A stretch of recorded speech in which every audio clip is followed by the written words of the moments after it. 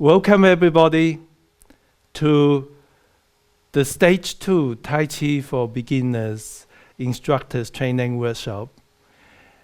And I'm so happy to meet you, especially this workshop. I'm so happy to meet many new friends, and certainly my old young friends too. Tai Chi for Beginner is a very special program in my mind. So I'm going to give you a little bit of a history, and I'm going to give you some idea briefly what we're going to do. And I'm assuming you have done the stage 1. If you haven't, at least have some idea or done part of it. If not, it's still okay. You can follow this. And I will have a recording of most of this, and I will send it to you afterwards. And of course, stage 1, you can keep it for total half a year, so you can still go back, and anything I mentioned, you didn't quite get it, is there in stage 1. So it's very special because they are, in terms of proportion, many of you from different country, different area of USA, Australia, and are relatively new to me and my Tai Chi for Health family. And that, I think, is very significant. So about 22 years ago, I started the first Tai Chi program, Tai Chi for Arthritis. And that caught on. It's reached, by now, we estimate we reach more than 15 million people around the world. So that's quite amazing. A few years after I created Tai Chi for Arthritis, there's people, even now, people ask me, hey, Dr. Lam, I don't have arthritis. Can I do your Tai Chi? Of course you can. All the Tai Chi programs are Tai Chi programs, and they are beneficial for everybody. But after so many people asking me, and I thought, right, we need something different, something else. So I want to tell you about, just in case you haven't quite gone through stage 1, there are different types of Tai Chi, different styles Tai Chi that can be different, but they all have the same center, the same core value, the same benefit. But they look different and they have different features. So Yang style is the most popular style.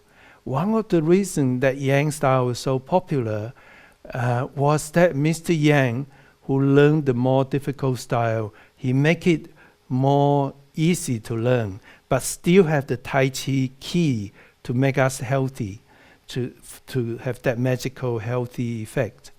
And so one Chinese government in 1956, this was very caring for people's health.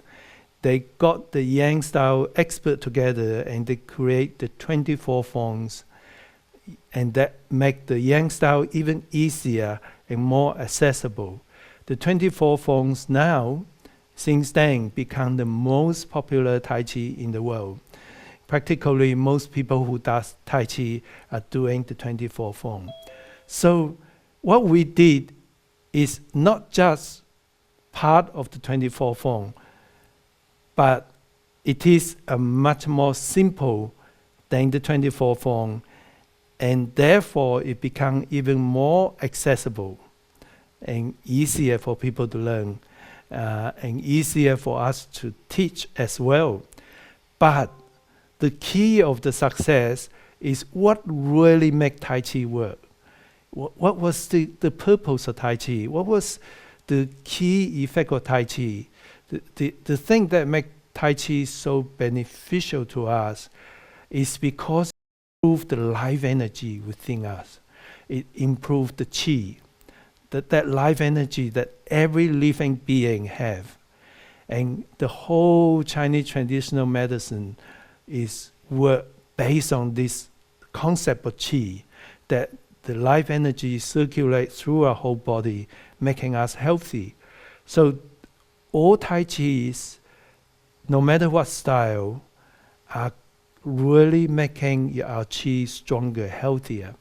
And therefore, we can make Tai Chi, Yang style, Sun style smaller, easier, but as long as we have that principle to improve your chi, to make your chi grow, then for every hour you practice in Tai Chi, you get the immense benefit, whether you do the complicated Tai Chi or the more simple Tai Chi.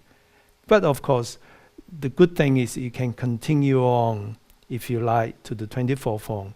But the Tai Chi for beginner have this key. It has the key core component that make Tai Chi really powerful in health. At the same time, when you get the feeling of Chi, you feel good about yourself. It makes you feel good, not just physically, but mentally. And that's kind of addictive, which is a good addiction. Like I practice Tai Chi every day. It makes me feel so good and so much healthier. And you are going to be ambassadors of Tai Chi. And as our instructor, you're going to share this with more and more people. And you know, you will feel what most of us who already taught Tai Chi feel. When you teach Tai Chi and when you see people's health improve, when they see them become happier, there's nothing more fulfilling in life than doing that. And at the same time, without any effort, by teaching Tai Chi, you improve your health and you feel better about yourself. So Tai Chi is very different from my job. Used to be a doctor. When I treat patients, part of my energy goes to them. And at the end of the day, I'm really tired because, you know, people suck your energy and positive feelings. Everybody complain to the doctors, right? That's all they do. So you hear complain all day, you ended up with, oh, it's a terrible day.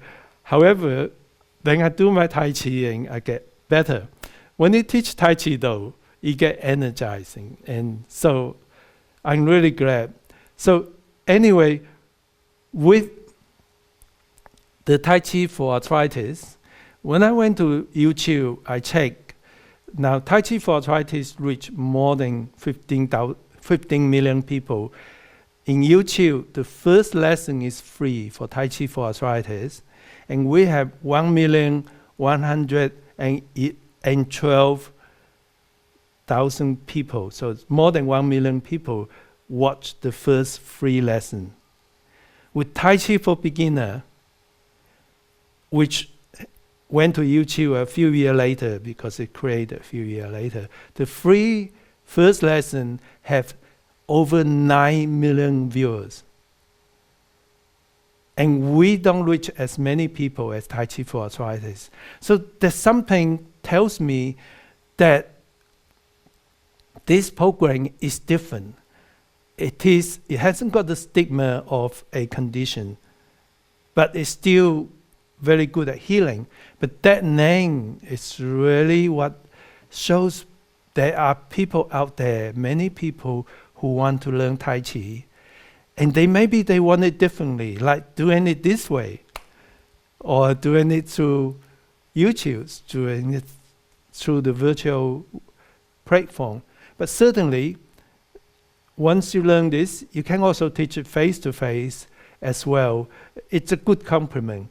So what I'm thinking is like, you will be the second lot of ambassador who's going to spread Tai Chi for beginners to the world, bring a great wave for Tai Chi for more people.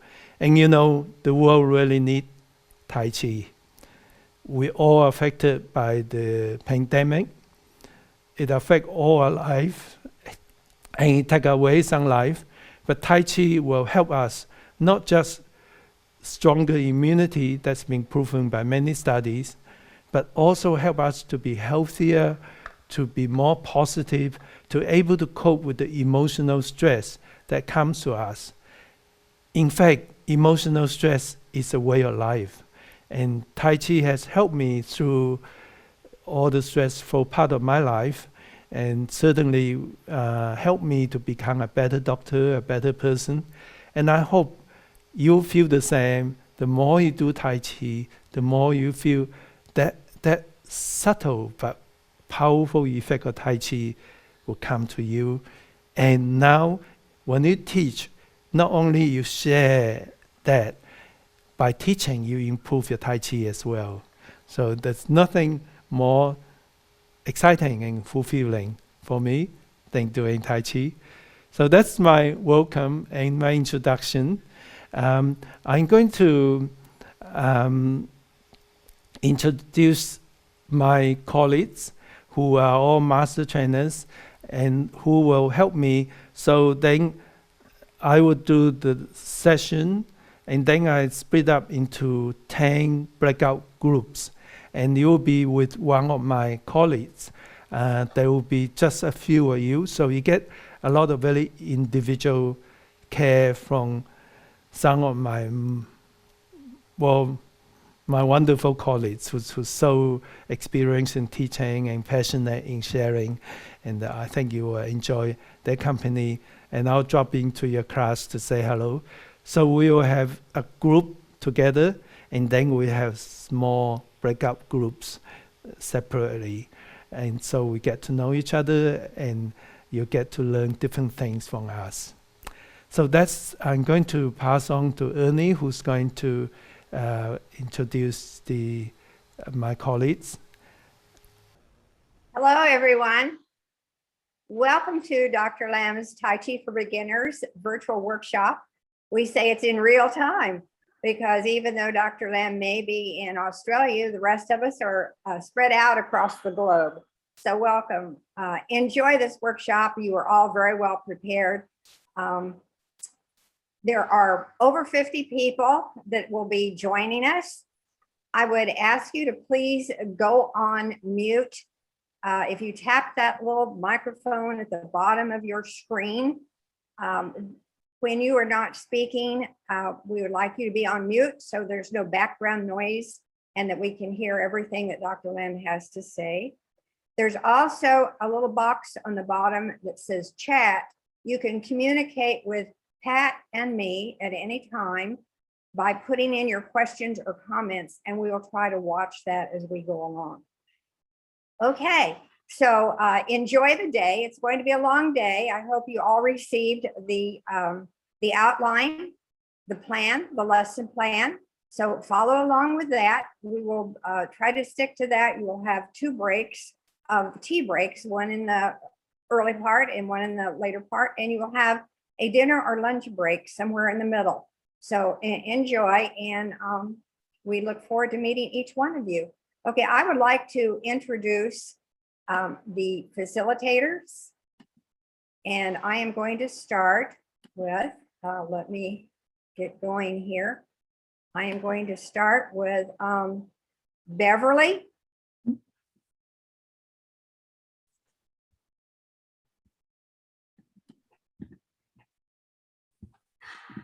Hi, glad to be here. I have a whole bunch of new equipment, so this is an experience. But I look forward to today.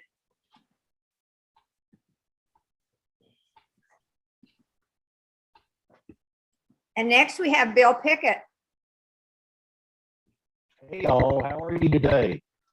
Thank you, Dr. Lam, for hosting this Tai Chi for Beginners program, and welcome to all of you. I look forward to working with my small group. Thank you so much. Great, thanks, Bill. Next we have Kathy. Hey everyone, greeting you from Michigan, and we have lots of snow on our grass right now, and I hope all those people from Australia have no snow.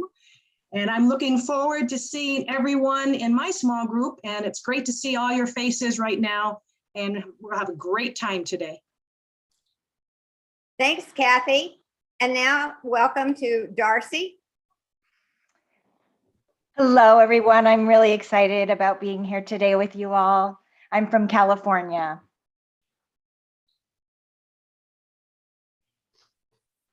Okay, thanks, Darcy. I'm looking for Jocelyn. We have so many on here. I'm here. Jocelyn. Yeah, okay, I'm searching to spotlight you. Jocelyn Simpson is from the Atlanta area. And I'm just so excited to be with all of you. This is a great program, and I think you're going to have a lot of fun today.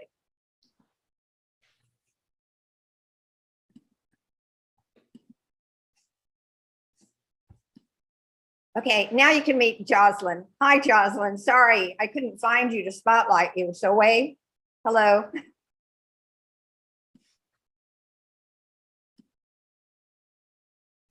So I think I already introduced myself, Ernie. Right, you did. Okay. Okay, good. Yeah, Kitty, thank you, Jocelyn. Kitty Fry is another facilitator to help. I'm up here. Hello, Yeah. everyone. Greetings from Auburn, Alabama. I'm very excited to be here today and to share this program. Great, thank you.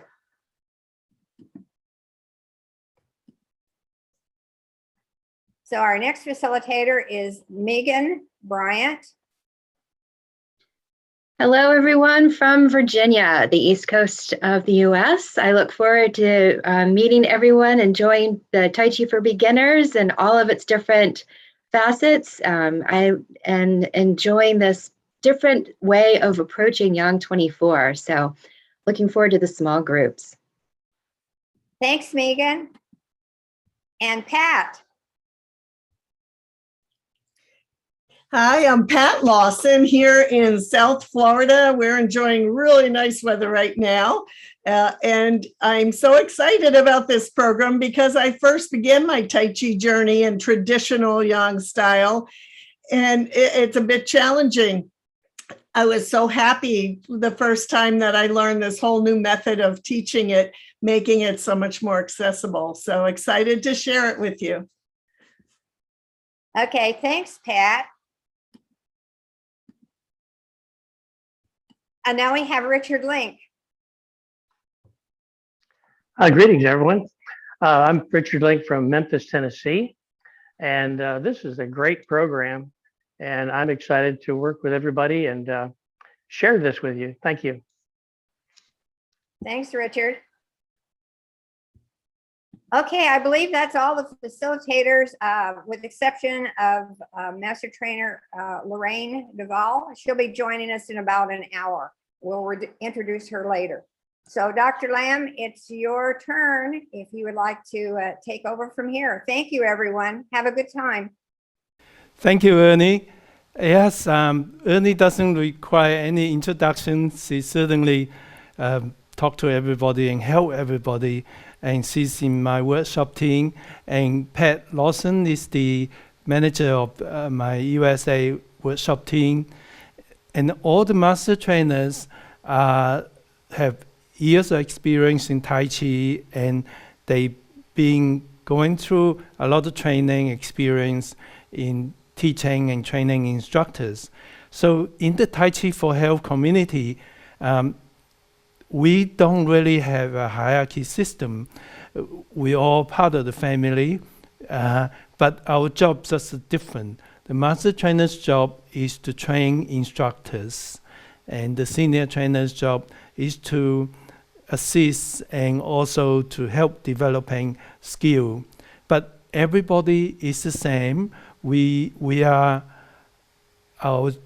job is really to share something we love with people to empower people to better health and better happiness. And if you're new, you get to know more of us. But meanwhile, I'm going to start with the program. So I'm going to start working with you on we call the 6 easy steps, the first 4 steps. So if you like to join me, find a space so we can see each other. We always start a practice which also when you run your class, that's what you should do too. Have a greeting. That's a show of mutual respect. And the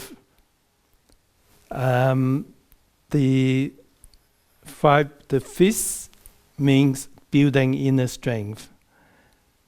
The 4 fingers together means friendship, and bend your thumb means humility, and hands together is a show of mutual respect. Also, that signify we start our Tai Chi exercise part of it, and before we finish, we do this. And it's nice to have that very simple way of starting and finishing. So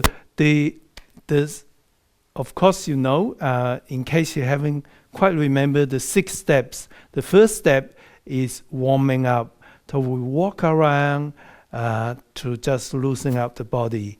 And if you can open and close your hands and walking around just to loosen up, get your circulation going. And this is a really good time if you do start your class to smile to people and bring an atmosphere. This is going to be a relaxed and comfortable sharing time. It's not like the hard training gym or anything like that. Tai Chi builds internal strength. When you start from inside, from your heart, your mind, internal body, for your internal energy, the lung, the internal organs, to the deeper structure of your body, is stronger and it continues to improve. Like me, even though I'm much older now, I feel my Tai Chi are getting better and my inner strength are growing stronger. Unlike if you watch tennis, they were saying that after 20, your tennis will go, your ability go downwards. And if you have 35, you're very old doing competition, which of course is quite different. When you start from internal, you continue to grow that strength. That's a different thing about Tai Chi. So we don't need that image of sweat and tear. We just need coming here to gently build ourselves. That's going to continue. We continue to get better with time. So that's number 1, walking around, loosening up, getting a nice atmosphere to start with. Number 2 is 2 stretches from the head down. And when you first teach it just in the shape and make sure people can do it well within their comfort zone. And when people get the gist of it, it will be fine as long as they do it safely. But later on, you can use Tai Chi principle to that, but that will be much later. Okay, you don't want to overwhelm people with too many things. So the 2 stretching are each part of the body from the neck, shoulder, downwards. We're going to standing upright but not tense, and standing tall. And then you bring your hands up slowly and breathing in gently. Turn your hands, and as you push towards you, as though you're pushing your chin back and forward, as though we're pushing against a gentle resistance, and slowly bend your neck. Do everything well within your comfort zone. Anything you cannot do, say if you cannot stretch this far, you do what's well within your comfort zone. If you can't bend your neck this far, you bend to where it's comfortable, and then you visualize what I'm doing. And that would be a general principle for everything we teach. People can do everything well within their comfort zone and visualize. So the second neck exercise start the same way, and I'll do mirror image to you. The left hand turn to 70% of your normal range of motion and come back and turning gently, slowly. No doubt you will have see me saying similar things in your stage 1. Try to keep your body upright and move well within your comfort zone. Each time you can go just a little bit further.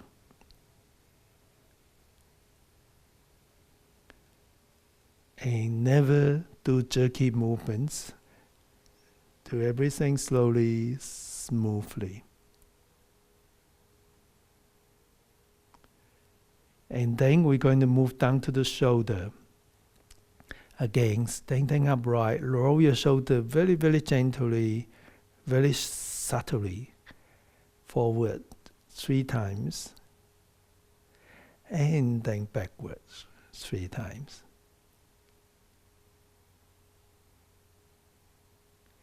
And then the next shoulder exercise, we open up your hands, allow the joint to open up, breathing in, pressing down, bend your knee to what's comfortable, and breathing out. One more time. We do everything 3 times, and the 3rd time.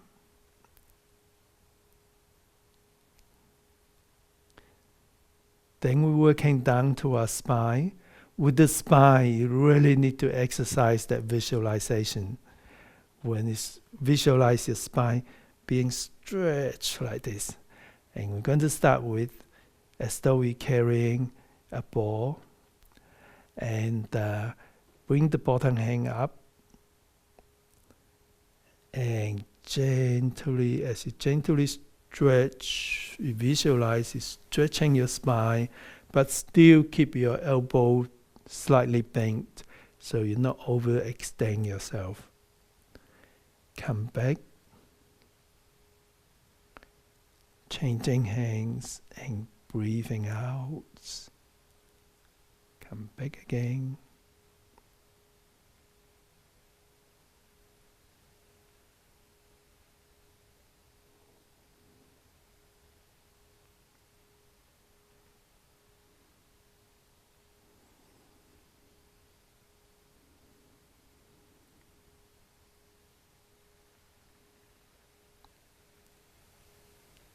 Okay, let's do the last one.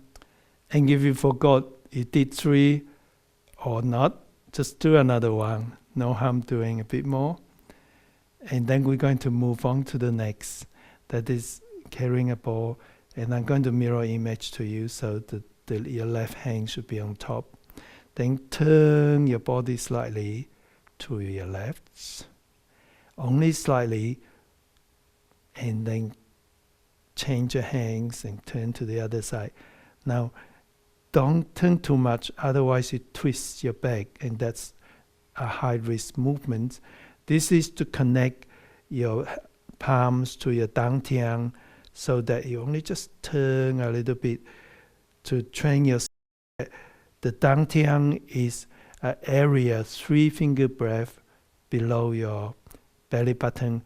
This is the center of the body where all your life energy are stored, and it can go anywhere when it need to. And the dantian is the center commander. It directs everything we do. So with Tai Chi, the dantian is the key. It tells us where to go to. And here is an exercise for us to connect your hands to your dantian. So later on too, everything we do is connected through the direction of the dantian. That makes the body coordinated. If every part of the body just move wherever they like, you don't have a system, it's very hard to grow your chi. It's just like when we work together, we become more strong and more powerful. And when everybody just do exactly what they like, it's difficult for us to do Tai Chi together. All right, so we done the spine. The next we're going down to the hip. And if you're not comfortable to standing up, you can sit down and do this and just move where you are and visualize whatever I'm doing. So we're going to bring our hands up first. And as your hands goes down, take a smaller step forward. And then step back. And forward.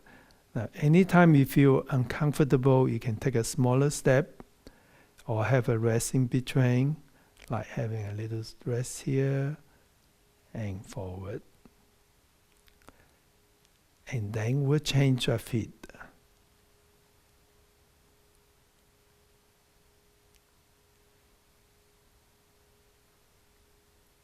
Taking your time, make sure you're comfortable, that you have something to hang on to.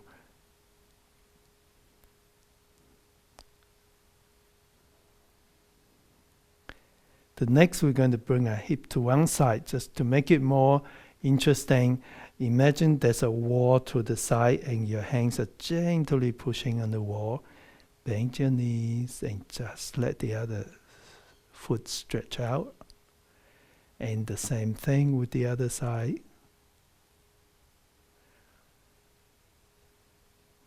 Stretch the hips. Good. Nice. Let's take a small step wherever that's comfortable. Remember, you can always visualize anything you can't do comfortably. Next, we're going to the knees. And we're going to touch down the ball of the foot. And come back. The other side. And of course, if you're comfortable too, you can stretch a little further. But make sure you have something to hang on to if you are unstable. And you can always visualize and just do touching down like this. Or whatever that's comfortable to you. Next, we're going to take a little step forward, heel first, foot, and then weight forward. Taking your time, be mindful of how you shift your weight. Heel, foot, then weight forward. That's important training for Tai Chi.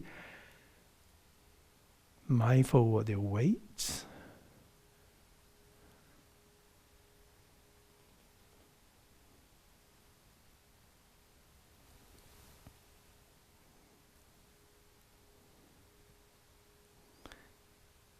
Last, we're going to the ankles. Heel, toe, heel, toe, heel, toe. The other side.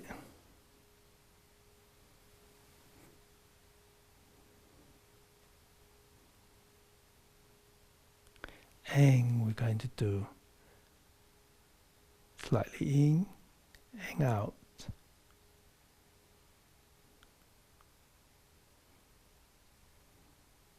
And the other side.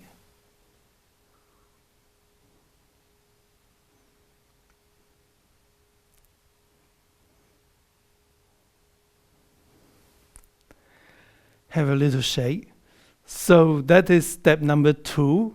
And you'll find that when you teach it first, not everybody can remember the sequence. So it can take time, and gradually people will get to remember it's from the neck down. Then step number 3 is cooling down exercise. Usually we do that at the end of the exercise session. The first one is to gently pat your thigh. And we'll do this too at the end of the exercise session. And the second one is just gently clench your fists or just stretch it out. Breathing in, tense your muscles, and then let go. Breathing out, relax the muscles.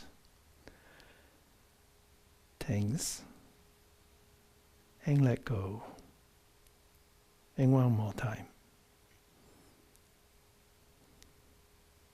And the third one is what we did before, one the shoulder exercise.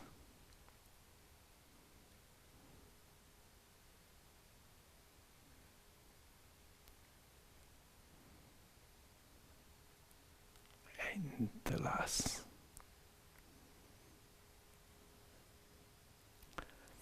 Right, so step 3 is easy.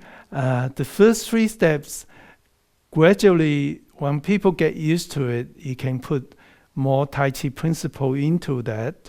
And so it's a good stretching exercise at the same time. It's good Tai Chi. The fourth is interesting. I know a few of you, quite a few of you, done Tai Chi for arthritis, done Sung style. Sung style is the youngest style. It has wonderful Qigong. Qigong is focusing improving your life energy. So Tai Chi is a form of Qigong, but it's a more complete Qigong, involve the whole body. And Sung style has wonderful Qigong. All Tai Chis are improving our Qi, but I talk Sang Chung style. That's why it's not just part of the 24 form. I talk Sang Chung style, the most powerful Qigong exercise, and incorporate it into our step number 4. So the first step, the first Qigong is standing upright but not tense, and cleanse your mind. Because thousands of years ago, the ancient Chinese realized the universe starts from nothing, a vast void. It's called Wu Qi. And Tai Chi is created based on the law of nature. That is why Tai Chi is so good for us, because nature is strong. It's like nature. You look at the trees around you, but that's nature. So using the law of nature that make us strong from inside. That's why Tai Chi is so powerful. So the first thing about nature is we cleanse our mind and think of nothing. Even for a few seconds would be useful. So like the universe, start with nothing. And that is, sometimes that's what you just need to do to bring your life together, or to really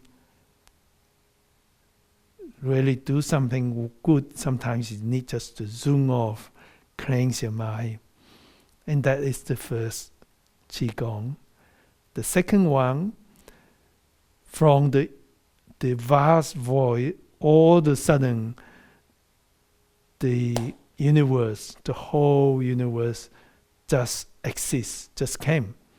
Like the Big Bang Theory, which still is a prevalent scientific theory of how the universe come to existence.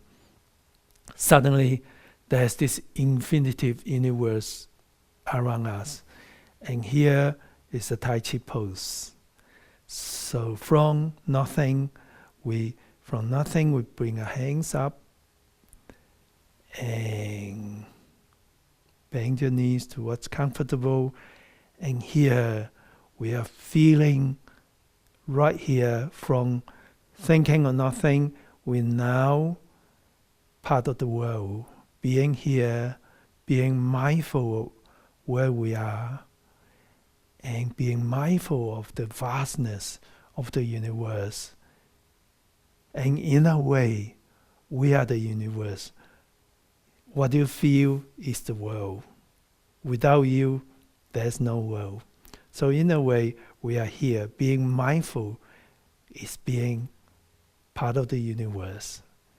And then the third Qigong exercise is to open, breathing in, close, breathing out.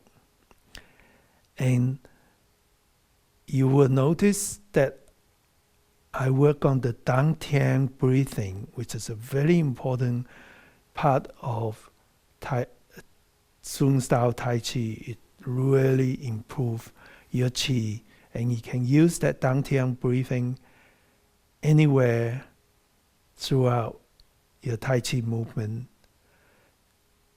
And if you don't quite remember it, go back to the stage 1 and go through it again.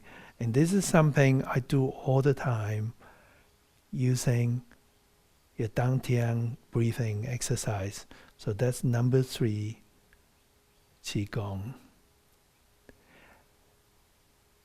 And the number 4 is yin-yang harmony, which when your Qi flows through the body, it flows through from the top of the head, center of the head. It comes down just underneath your skin to the bottom, to the perineum, and then from the back, it comes back up. Now, whether you believe that's Qi or not, it doesn't really matter. It doesn't affect the effect of Tai Chi. You can just think of it as a concept. Your life energy flows through your whole body in a loop, which is what we're doing. When we bring our hands up and then it moves in a loop, it's like we're moving your Qi. So with the 4 Qigong exercise, we really get to enhancing and making your life energy strong. And yet this exercise can be done sitting down, visualizing, moving. And when we teach it, remember I divide a system. They teach 1 Qigong exercise with 1 movement. Here, I'm going to do it together, of course, I'm training instructors. But if you go to the lessons, you will see how I did the Tai Chi for beginner. And that is one way, that's a good way to run your class. The first class, first Qigong exercise. So we went through step 4. What I'd like you to do is go to your breakout group and get to know your instructor. So I get you to introduce each other, and then do this step first to step 4. And you have, let's say, 20 minutes, around 20 minutes to have this done, and then we'll come back. So you don't have to do anything. Ernie is just going to press a button and you all go into class and meet your master trainer, my colleagues, and I'll come in to say hello now and then. Yes. Let's hear from the master trainer. Okay, I'm first. I have a great group. We spent some time introducing ourselves and getting to know each other in terms of the process. And we did get through some of we got through the warm-ups and talked a little bit about some safety features. Thank you, Barry.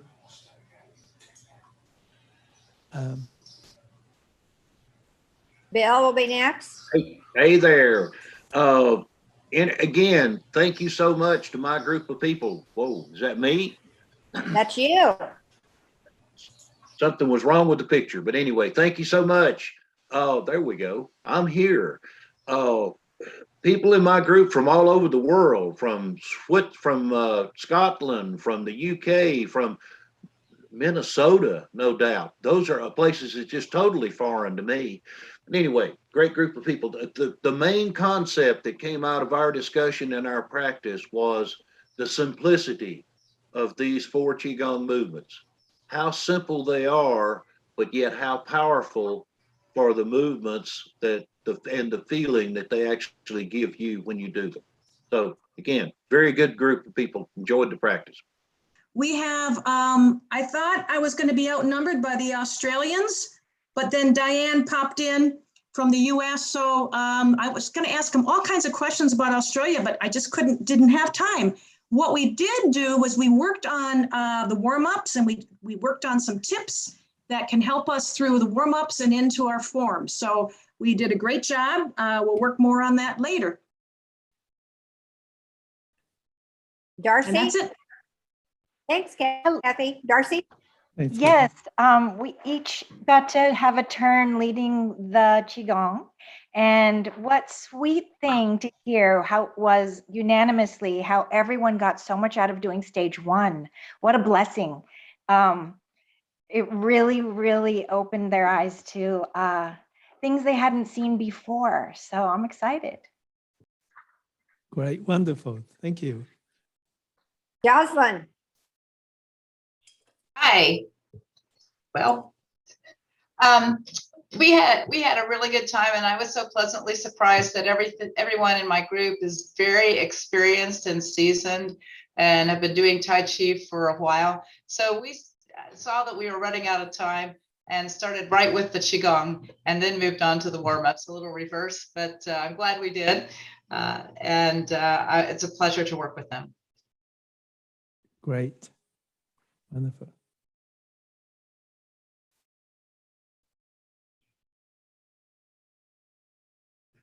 We had participants from Utah, Michigan, Alabama, and Australia.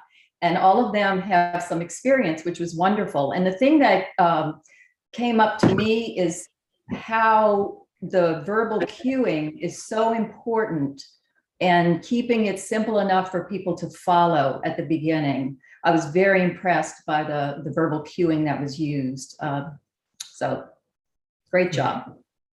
Thanks, Kitty. Lorraine, can we have you jump in the alphabetical order here? Well, we have Megan. Megan, go ahead. So we had the opportunity of having people from California, Maine, and UK join us.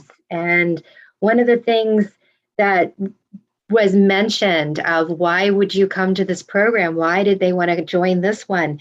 It was because so many other things are related to health that there is this idea of how do we help with de-stressing and anger, and that's why they wanted to look at this one in particular. So how exciting to be able to take this new perspective. We had the opportunity of enjoying Qigong after we enjoyed a few other technical issues and just getting used to those. So we look forward to the warm-ups next time. Thanks, you, Megan. Megan. Hi all, welcome. The group got to know one another. We got a bit of a start on the warm-ups, and we will continue to be working. Everybody is anxious to get going. Thank you, Lorraine. And thank you, Becky.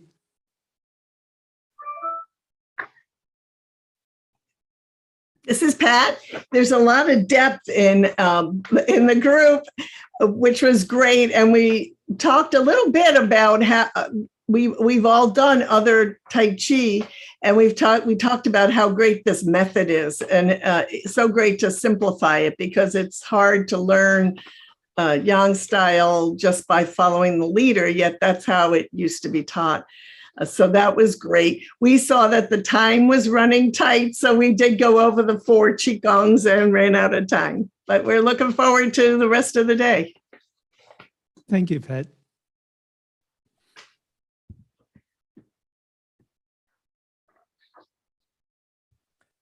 And Richard? Yeah, okay. Yeah, we got a little bit of a shaky start, but the 3 people, the Terry and those 2 people are all in the same room. And if you would, please leave them there because that's going to work out perfect. And then I've got Greg. They all are experienced with Tai Chi for arthritis. And they're all very enthusiastic about this program. So I think we're off to a really, really good start. Like everybody else, we kind of ran short of time, but we'll make it up. Yes, Good. yes, there will be time. Thanks. Yeah. That's everyone. Well, thank you, everybody. That's a good start, and we will have time to catch up. So meanwhile, we're going to have 5 minutes rest. You can stay. I'll be here if you have any concerns or want to ask any questions. Otherwise, come back in 5 minutes. Dr. Lamb, Yes. Marianne, I have a question. And we're always supposed to, or most of the time, be teaching with our back to our students. You know, and my problem is most of the students that I work with, most of my participants are, you know, I need to keep my eyes on them. You know, someone recovering from a stroke, or I was helping at a nursing home once, or it was assisted living. And this lady pushed her chair away and we were working. And luckily I was still facing them when she forgot she had pushed her chair away and decided to sit down. There's nothing for her to sit on. So I ran up and put my arms under her armpits to keep her from falling, because she would have just, well, and then some of my other classes are similar in that I'm afraid not to be watching them. So is that okay? Sure. Well, it seems to me those classes are more suitable to teach Tai Chi for memory. True. Yeah. However, you can modify that, of course, and you don't have to turn your back to people. But when you run a class like that, for example, if you go to a retirement village and you have a lot of people with high risk, then you need nursing staff to be with you. Because, you know, you're teaching Tai Chi, you're not really taking care of their nursing, their health. And you can also work on just a chair. So seated Tai Chi, you just face people all the time because you are sitting too. So I guess as you already done, you are modifying it to suit the situation, which is what we all need to do. Yeah. So Thank you. Sometimes I think I modify so much that I lose a little of the form itself, you know, but not totally, but, you know, there's little smidgen, you know. I think you're a great teacher, and I really wouldn't worry about minor variants. I think that's how I believe, you know, when I learn different forms and they're so different, which is right. Well, they're all then are right in different ways. So that is why I put the Qigong and the breathing exercises so center, because even if people have the right, as long as their Qi moves stronger, that's the key. And then everything else can to be together. And eventually when they get better, they'll realize if they move this way, the Qi flows better. If they move this way, the Qi doesn't flow. And those are the things that make Tai Chi so special, I think. I am sure you're doing a really good job. It's time to come back. So welcome back, everybody. Is everybody back? I guess you must be back if you're here. Yes. Okay. Well, the next session is okay. Yeah, I think everybody's back. So the next session, we are going to mainly talk, and what it is when you teach something, it's important not to talk all the time, but on the other hand, if you teach Tai Chi, you need to give people some idea, you know about Tai Chi, and you understand, and you have that ability to share the skill with other people. And you don't have to be learning Tai Chi full time for 10 years before you teach, like the old days. Essentially, you just need a good teacher is somebody who can help people fulfill their objective.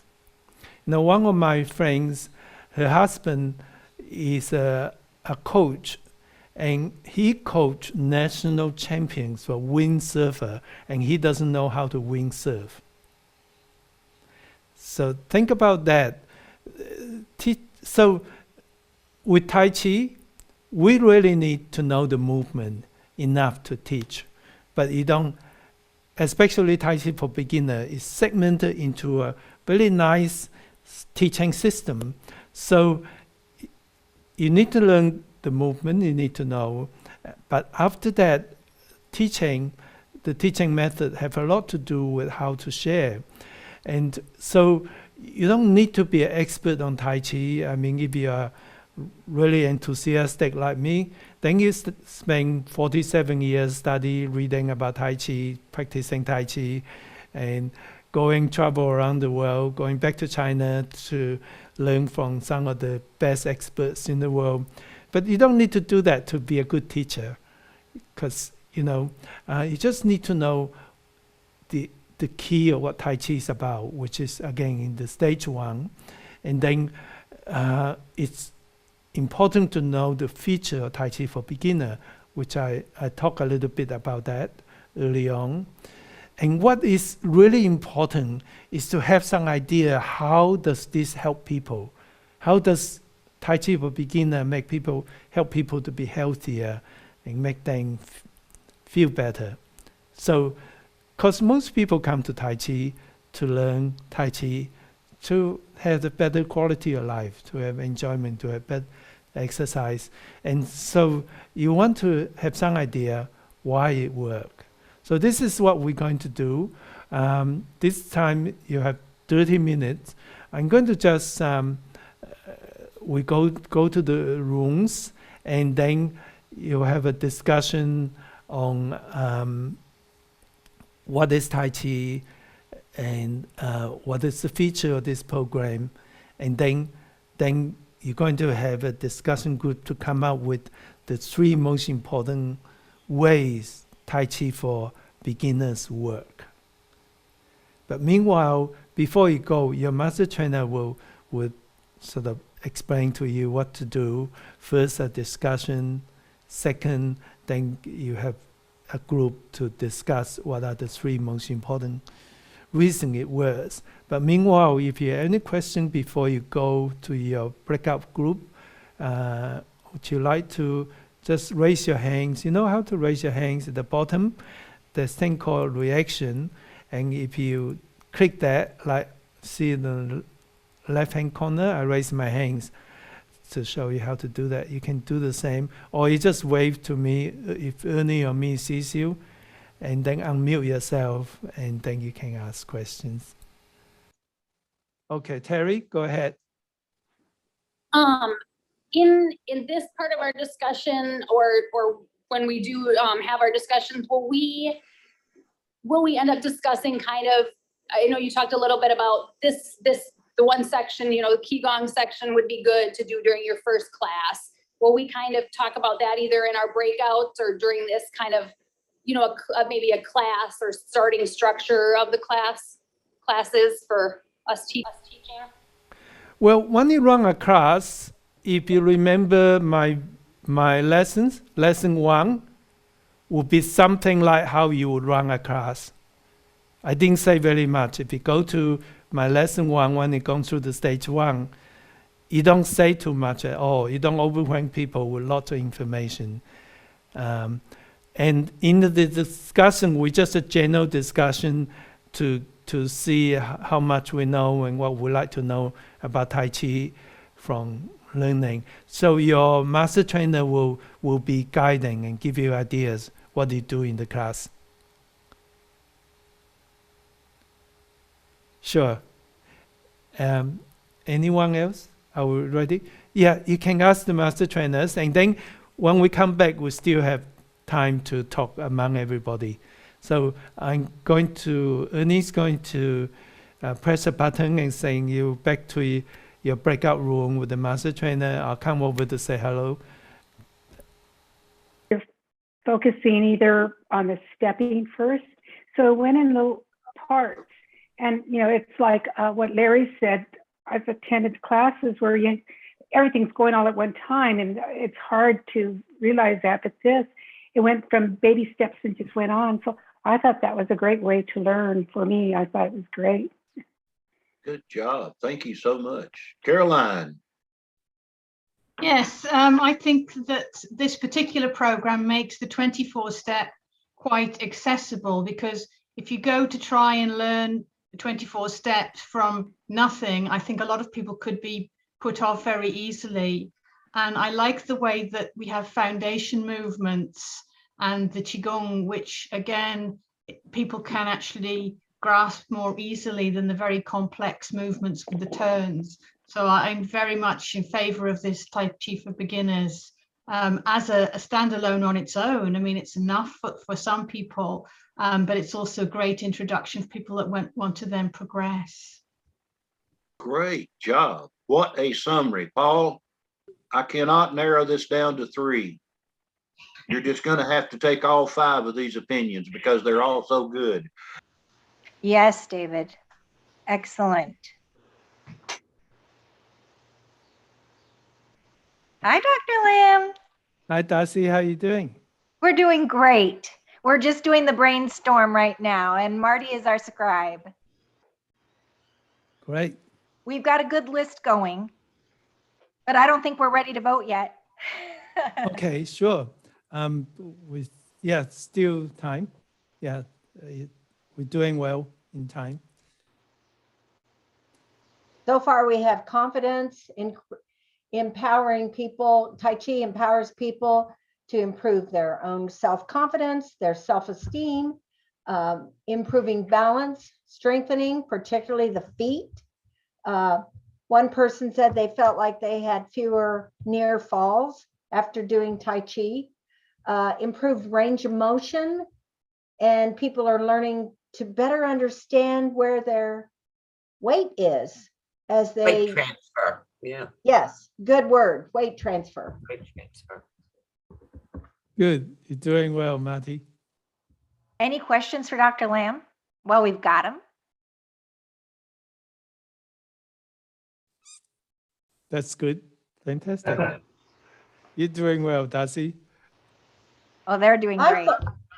On one of the videos, and I can't remember, a lady was saying that she would measure the height of her participants before Tai Chi and then again after, with the movement where we lift the ceiling, that warm-up exercise. She was noticing an increase or lack or decrease in shrinking of the spine. And she also said when she herself went to the doctor, she worked on lengthening the spine, the Tai Chi movements, and when they measured her, her height did not change. And I thought that was amazing. That was amazing. Yes, and that's true. When we get older, our bodies shrunk and our cartilage, the disc gets smaller, so our spine tend to be more crooked, and of course muscles shrink. So generally speaking, when people get older, they do get shorter, but by being more mindful of the posture, keeping your body upright and have better supporting muscles. And you know, a lot of people just hunch back. So that is the reason why that we're not shortening as much. I certainly hasn't shortened myself, even though I'm 73. So yeah, I think Tai Chi does help there, among many other things. I didn't hear a lot about, I heard about the confidence, which is good, but the thing about Tai Chi is help us more comfortable with ourselves, and yeah, the mind and serenity. Yeah. I'm going to go and check out other rooms. So Okay, see you nice to later. have you pop in. Bye now. Thank you. Welcome back, everybody. The next session is going to be exercise session. So I'm going to, we already done a warm up. So I'm going to go to the step 5 and 6. So are we ready? Let's join me in the exercise part. All right, let's do the exercise part. So we done the first 4 steps. Remember step 4, the 4 Qigong exercise in our system. It's actually the first exercise for lesson 1. And then with the 5 steps, again, we only do 1 movement in 1 lesson when we teach. And what it does is not only I work out a system so you can teach in a way that everyone can learn easily, but it's also backed up by all the research study on how people learn best. And that's why we have the stepwise progressive teaching method.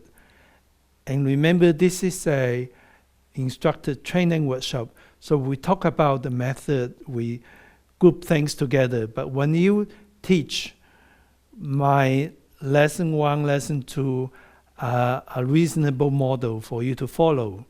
And of course, you modify as you can, but that would be a structure that you can teach your class. So the 5 steps are essentially, we get people to do a movement and then repeat that movement until they're ready. So that forms a foundation, and then we do the whole set. So step number 5 is the 5 movements. The first movement is walking forwards, which you can follow me if you like. I'm assuming you know that quite well already. The first movement is walking. Actually, I'll go sideways so you can see me better. Is walking forwards, and we bend your knees and take a step from the left foot as forward. Shift your weight, just a bit like that warm-up exercise. And then weight back, being mindful of that weight transference. And then turn with your dantian, your toe turn to the left. Put your foot down. And then after that, put the weight forward. And step forward to right foot, foot down, weight forward.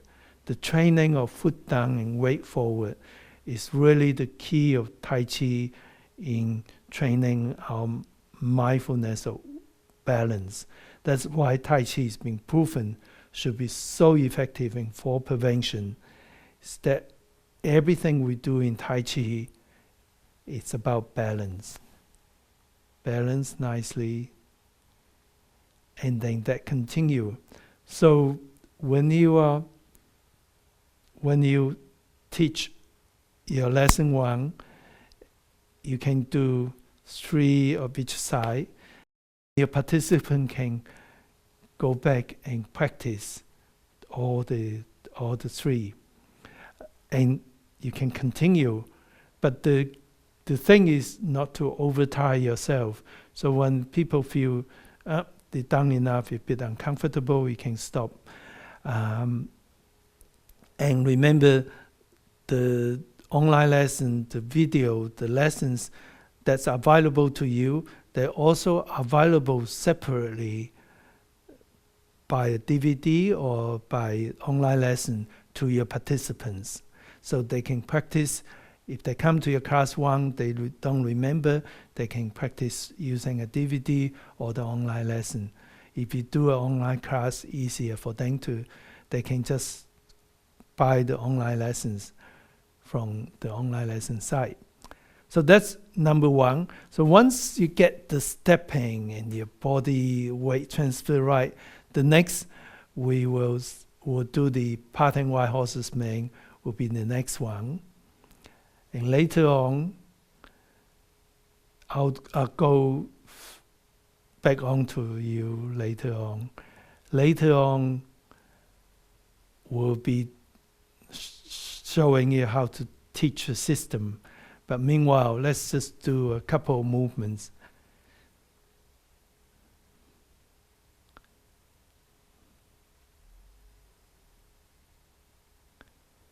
And then bring your hands down, up, press down. So we always start with this beginning for the fundamental movements. Again, that weight transference now coordinate with the body. So if people already done step one, then it's easier for them to now incorporate the upper body into it. Then come back. And when your participants learn the movements, then you can keep the movement continuous. Then the chi flows better.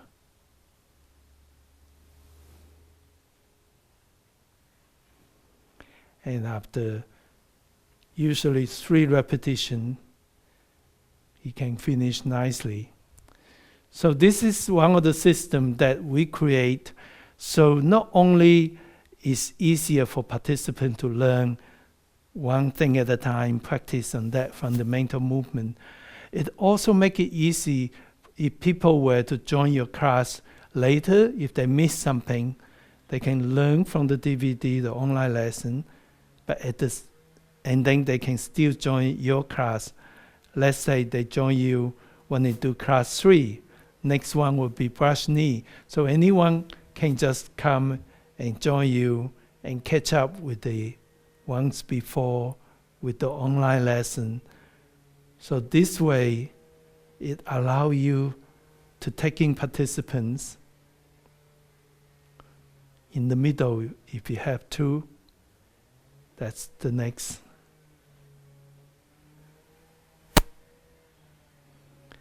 So I'm sure when you're done stage 1, you know how to do all this.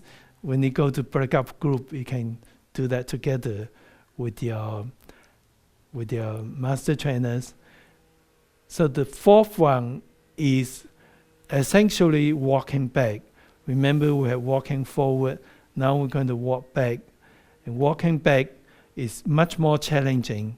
So it's really important to help people to understand that they don't have to do exactly what you do or what I do. People can visualize and they can just step back that is comfortable to them. Straighten up. Or if they are really comfortable, they can stop here. And if they're really comfortable, they can go further. But it's important to step back, not to behind the foot or you get unbalanced. It's important for them to step back and just stay wide so it's easier to keep the balance. Stepping back is important because 20% of the fall are on stepping back. And without us knowing that, often we walk forward all the time. There are times we have to step back to avoid somebody. So it's just important to learn the balance of stepping back in front. So that enables us to be balanced in more occasions. And also that brings you to the 5th fundamental movement of repulse monkey, which I think is one of the most challenging movements in Tai Chi. To balance and stepping back can be quite a challenge, especially if you keep your knee bent to the same way for the next. That can take a lot of leg strength. So it's okay when you teach your participants or when you practice yourself, it's okay for you to go, I stand up so it's easier. And later on, as you get stronger in your legs, you will want to try to slowly stay at the same height.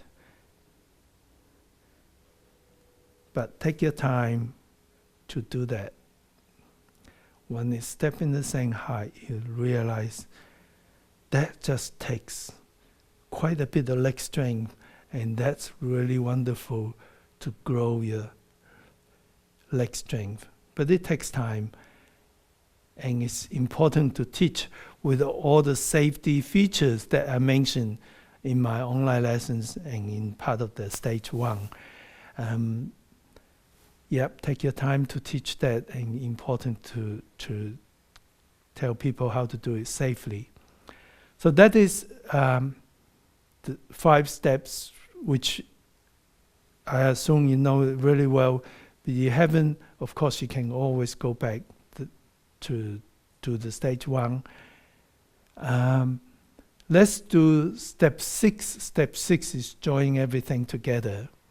And join me, we do the step 6 together, and I'll have my back towards you so we can have the left and right unified. Before we start the Tai Chi, cleanse your mind. Then come to yourself like the Qigong exercise. Be mindful of your posture. And we're going to start Tai Chi for beginners. Separate your feet.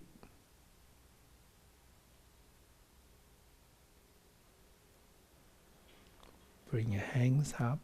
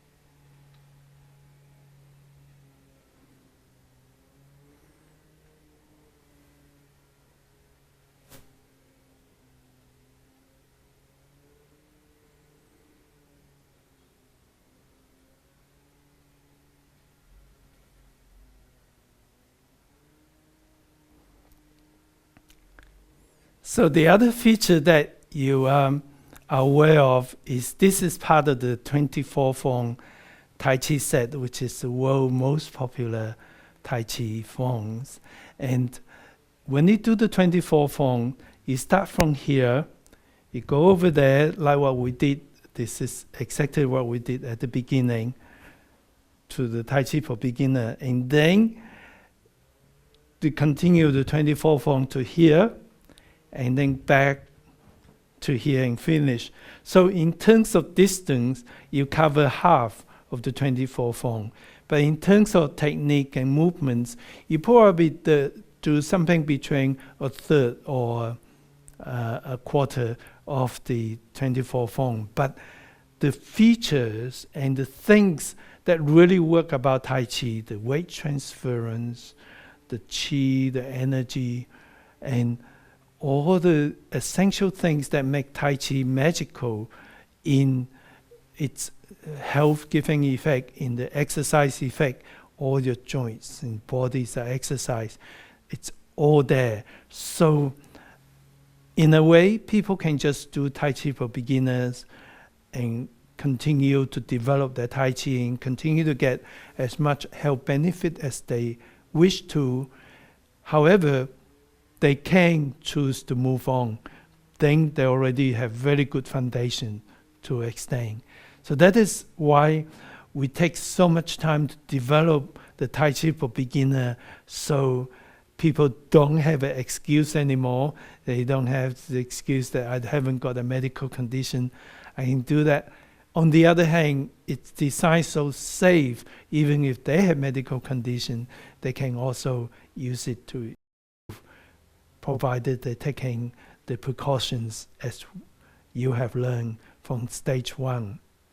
So this is what we're going to do. We're going to go to your breakout room, and you go through the stage 5 and 6 with your master trainer. You have about 35 minutes time to do that today.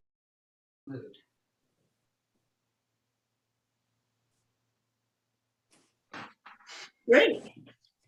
Thank you for leading us in that. Good. So what would you say you would be emphasizing and watching for, Georgette, when you do that one for your people, for your participants? Be watching to make sure that they're stable, that they're not trying to step back too far or too straight back, to make sure that they're just, taking it easy and keeping their knees soft if possible. Yep. Wonderful. Yep. And going outward, back and outward, almost like an outward curve. Like Dr. Lamb showed us, to be thinking outwards. Otherwise, the feet will get closer and closer together. Mm-hmm. So Sean, it's your turn. Yeah. Any questions on back stepping? Yeah, Pat, I do have a problem. I can't see the foot. For Kimberly, Ruth, and Sean, I can't see your foot. So I can see from the shape of your legs that you're following Georgette very well, but still it's better if we can do that. Thank you. Then we can see how your stepping is working out. Could you see my feet? Oh yeah, Georgette, you're perfectly positioned. Yeah, that's better now. Sean, I can see you. Yeah, and we talked to Kimberly about it, the issue with her space. There we go. So on this one, on all of it, the placement of the feet is really important for safety. Yeah, good. We can see your feet now, everybody. Great, fantastic. Thank you. And if you would like to pin Sean's going to lead us in the repulse monkey.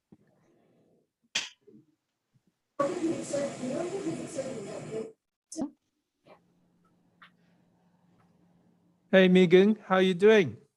We're doing well. We're working on our orientation. How about you? Oh, good. I'm really pleased to see everybody. I can see your feet, and I can see you emphasizing about the space between the feet. That seems there is a common concern in other groups too, that people sometimes do this. So you are taking notice of that. That's good. And I can see all your feet. So you must know what you're doing. Well done. You were calling all the animals in. They all wanted to be a part of that. They felt the chi. Wow. And you had two Michael here. We have a Michael and we're calling a Mike. Okay. Well, I noticed that everybody moved really lovely.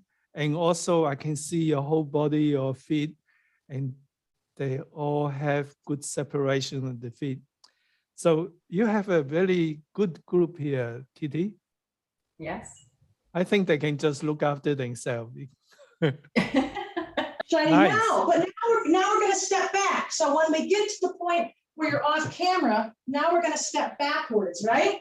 So let's get in a position where we're facing one direction. Doesn't matter whether we're facing left or right. And we're going to shift our weight on that left foot, let's say, and we're going to sometimes taking a center step and then stepping back on the diagonal helps. Get your balance and shift. And now that front foot might be straight on this first one, but if it's angled, let the heel kick out and turn on the ball. Beautiful. Okay, let's try it again.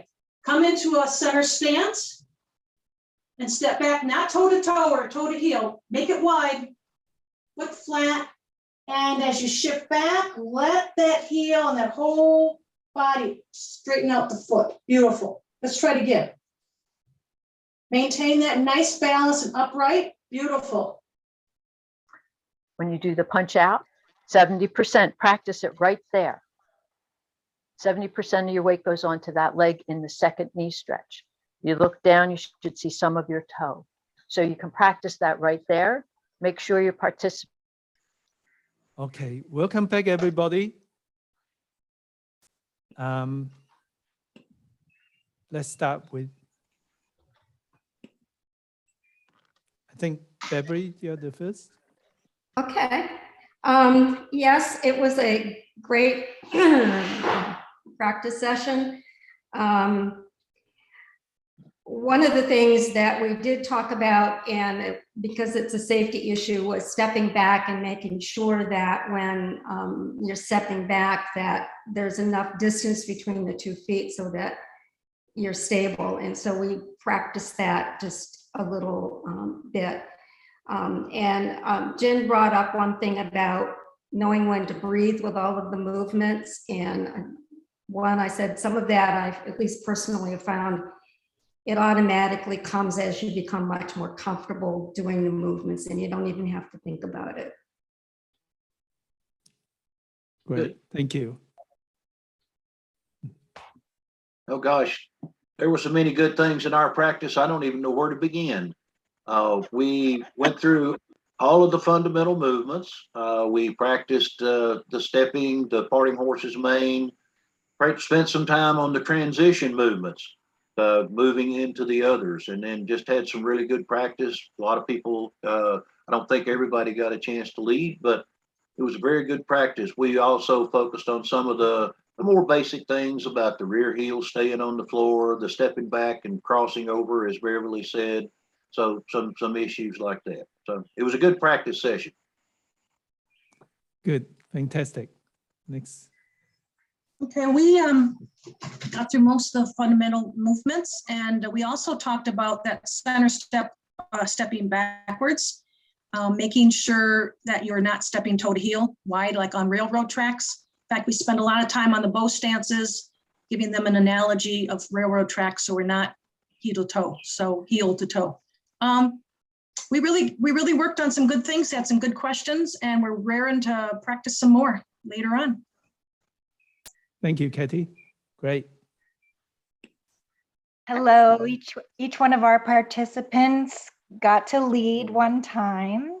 And we talked about the modification of turning the toe in after our commencing to lead into turning to the left. For our parting the wild horse's mane, we also worked on keeping it short and wide instead of long and narrow, going forward or backwards. So that was helpful. Great. Thanks, Darcy.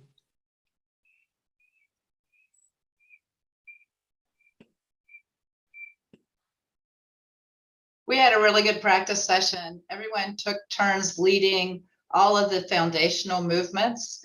And we discovered a little bit that sometimes when you're not in the flow of a set, it's a little bit more challenging. And then we started going through the set itself before we got zapped away. Somehow I thought we had 15 more minutes, and so oops, but they did a fantastic job. Thank you, Jocelyn. Yes, yeah. We had a great session. Dr. Lamb popped in and complimented the group, which on their focus, the nice way that they moved, which I also felt from the beginning when we got to practice going through. A couple of things we also mentioned was about modifying for your participants, showing the easier maybe position first so that they didn't feel that they were going backwards if you had to add it later. And also about the shoulders, how important it is not to get the shoulders in bad positions because they're so, your shoulders are so mobile, and so many older people do have shoulder issues. So taking care there for safety. Thank you, Kitty. Mm-hmm. Okay, our group, they worked hard. I worked them hard. Everybody got a chance to lead, and then we spent quite a lot of time on the step 6, on the flow of the entire routine and some of the details there. And we worked a lot on the step backs, the repulse the monkeys. Also, don't become a splayed frog. Don't do the splayed frog posture and bring your shoulder blades together. It's not safe. A little bit of knee safety in terms of it's a Yang style is 70% in the front, 30 in the back, and you always can tell by looking down at your toe. So we worked on some of those little details and got a lot of practicing. Thank you, Lorraine. So our group had a great opportunity of learning about orientation. And so that's what we focused on a lot of is where am I in this space? And how do we make sure that our feet have enough space so that we're staying safe? So we focused on that and enjoyed that so much.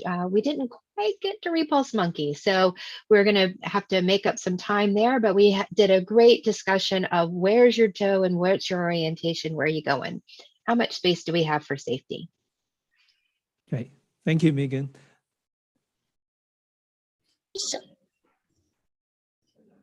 We had a really fruitful time, enjoyed a visit from Dr. Lamb. We spent more time on foot placement after everyone had a chance to lead. We did the overview, and then we worked on back stepping and repulse monkey and the whole idea of foot placement, how important it is for safety, for stability, for balance, and making sure the foot is in place first before you pour the weight in, as well as that it's not necessary to strain and repulse monkey, that we want to think of the palms being connected by a line. And if I put my arm too far back, I break that line. So we really are looking forward to more time to practice. Great, wonderful. Jared. Yes, we had a great practice. We had a visit from Dr. Lamb as well. And we spent a large portion of our time working on stepping backwards. Felt like that was very important. And at the end of our session, everybody was just looking really, really good in that area. So we did the first part of the form. We didn't get quite as far as we wanted to, but I thought it was real important that we take care of the stepping first. Yes, thank you, Richard. Totally agree. Thank you, everybody. I think that's all the groups, isn't it? So welcome back again. What I found is that most of you have enough space, and the facilitator can see all your movements. And stepping back is important in the sense that we're not so mindful of that, but stepping back can be high risk. So when we teach it too, it can be challenging for some participants. So it's important to understand how to do it, and then how to do it safely, how to give advice that people don't have to take a big step. The shoulder is also important. So all those things I see you going through, that was really good. I'm really happy to see the facilitators go through with you. And I invite you to go back to stage 1, the online lesson, everything. When you go back to look at it again, it might make more impression on you. When you first follow me, when you do stage 1, you'll think, well, just stepping back, any fool can do it. But then when you look back again, and you can see with now that you go through with your facilitators, you can see there's certain ways to make it safer and giving more internal power. And it's really take a while. It's not something that we do it. Well, Tai Chi, Tai Chi is moving the whole body, but there is certain ways that to move your body, certain way to teach, to breathe, that give in that internal energy and that make it so effective for health. And stepping forward is not just simply one step forward. Otherwise, we wouldn't need to learn that. But there's a natural rhythm and there's certain keys that when you go back to it again, you notice they're there. And of course, it's really important to keep in touch and keep working with, now that you met your master trainer, you met me, you know, there's a connection, there's a community that we can help to develop our Tai Chi. We can help to work with each other. And with that in mind, I do find stepping back is one thing that we need to take a bit more notice and put more effort to do it safely, carefully. Were there any questions from anybody before we have a lunch break? You can always come back after lunch with the questions. There are more time later on for us to talk and to pose your question. And you can also write your question in the chat so we can answer you. All right, so I'm assuming, not seeing anybody, it's lunchtime. We have half an hour, and I'm going to ask the facilitator to stay, and we have a little chat to see how we're going, what we can do better. Otherwise, please leave for your lunch. And if you have more questions, come back after half an hour. We'll work on half an hour. Welcome back, everybody. I heard about lobsters. Of course, the best lobster is the Sydney Australian lobster. And the only way to try that is come to Sydney, and I'll take you to the best restaurant. Okay, welcome back, everybody. And the next topic is really, really important. It's about safety. And that's the feature of Tai Chi for Health community. We care about safety because people, well, health is everything, really. Mental, physical health is just so important to having a good life. I met people who's physically handicapped in all sorts of ways, and they have a strong and tranquil mind, and I think they live a wonderful life. So mental, physical health are so important. Certainly, what we want to do is to empower people to improve their health and their wellness. So in the process of doing that, we will want to minimize any risk of making them any worse. And that is really important. So how do we do that? Well, the Teaching Tai Chi Effectively book is all about teaching safely. Especially we devote 2 chapters, chapter 4 and chapter 11, about how to teach safely. So I'm sure you read them, and I encourage you to read it again and to have another look, and to think about it. So going back to the lessons, every lesson I mentioned about the safe alternative and how to do it safely. So that is important. And once you have in mind, and when you care about people, which I know you are, that's why you're here, you can teach safely. But to be more practical, I would like you to talk about it, discuss about what is important to be safe, and then form a group to find the 3 most important ways to teach Tai Chi for beginners safely. We want to focus on this program, and then your master trainer will be there to help as a resource person, but I rather you sort of talk about it and work it out. I mean, one of the most important things that we went through just now, especially in the movement part, is to encourage people to work well within their comfort zone and visualize whatever they cannot do. For example, we talk a lot about stepping back early on. And of course, not everybody can step back within their comfort zone. So it's totally okay if you let people know they step in, step out, whether it's back or sideways, and visualize they doing stepping back. But stepping in, that's very natural. Stepping out, that's very natural. It's like walking, and then visualize they stepping back.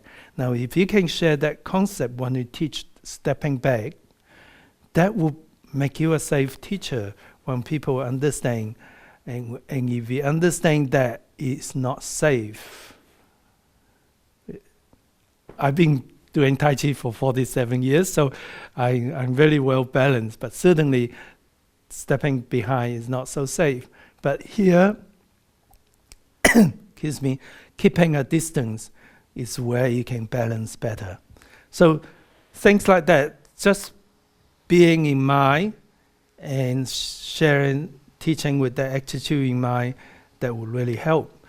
So I'm going to ask if you have any burning question when you come back, but at the moment I'm going to bring you to the groups, and you're going to discuss the 3 most important things to teach safely, and then we come back and we share those ideas. Is that okay? Ready? Okay. Ernie's going to press the magic button, and we're going to different groups. Let's have a report. Beverly, are you ready? It was a lively discussion as usual. And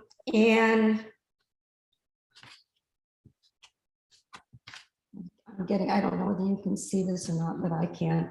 And how difficult it is to prioritize the safety issues, because there's so many things to consider. One of the top priorities from the group was to stick with the program. And the other were discussions about the safety around the environment and making sure that the environment is safe for the participants and for the instructor. And there was one other,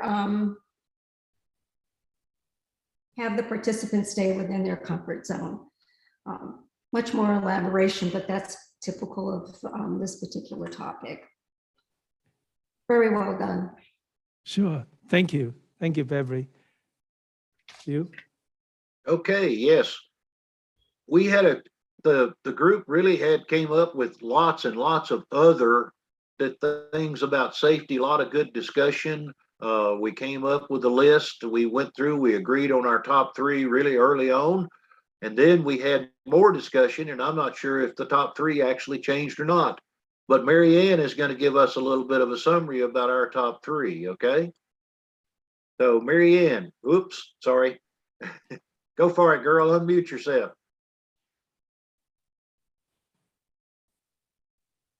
Yeah, it was really hard to keep up. Everybody just had so much good advice to as to this subject. But what we decided on, I think we decided on, was as an instructor, make sure that you keep your certificates update, your insurance, your first aid. Also, that you have a class roster that has a listing of your participants' emergency numbers. And also that they have their, I'm sorry if you hear my dogs barking, I'm trying not to. That also, they also have their, you have a waiver form and a release form for them in case something does happen. We also came up with being mindful so as not to give medical advice or ask your participants if they've had any medical issues whatsoever. And that goes along with the no touching policy. And then also the safety. And again, I think the person previously just said that also about checking the environment at the location. It's not only on the inside of the room where you want to make sure that there's nothing around that's going to, where someone's going to trip over. It's a non-safety issue, but also the outside of the room or the building that you're at, that people have, it's accessible. If there's stairways or something, that there's another way to, or another room or so forth. So, and then also, you also want to make sure that the participants are dressed appropriately for Tai Chi, that they have the appropriate clothing, that they have the appropriate, so they don't have long skirts or anything they're going to step on, or they have the appropriate shoes, which is really, really important. Thank you. Thank you, Mary. Next.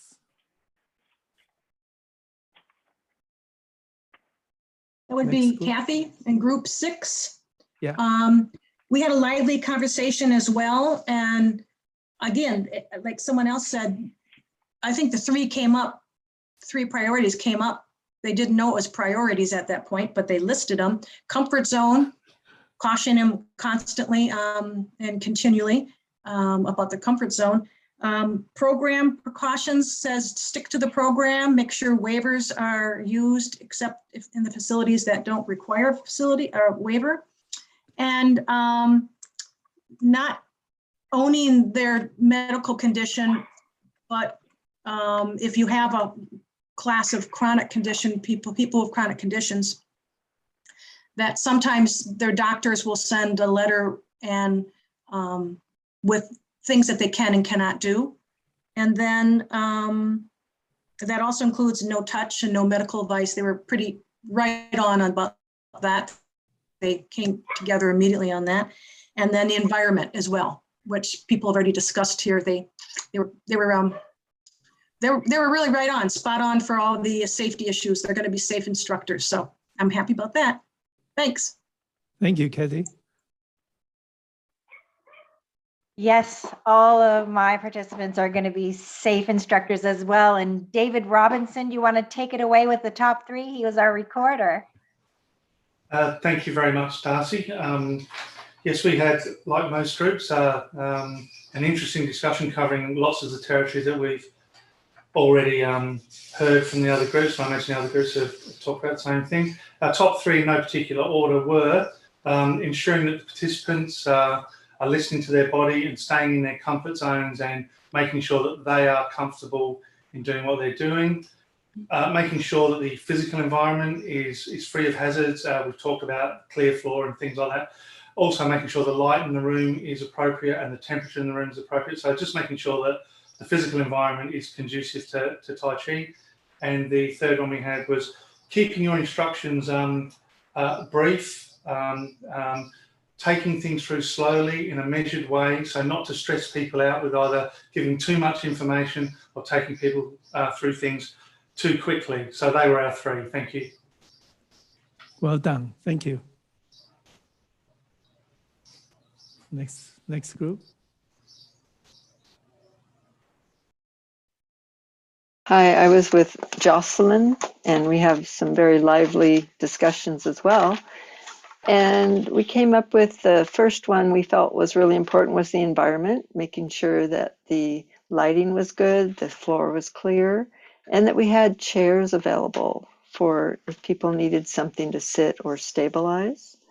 And then it was really fun because I learned something new today.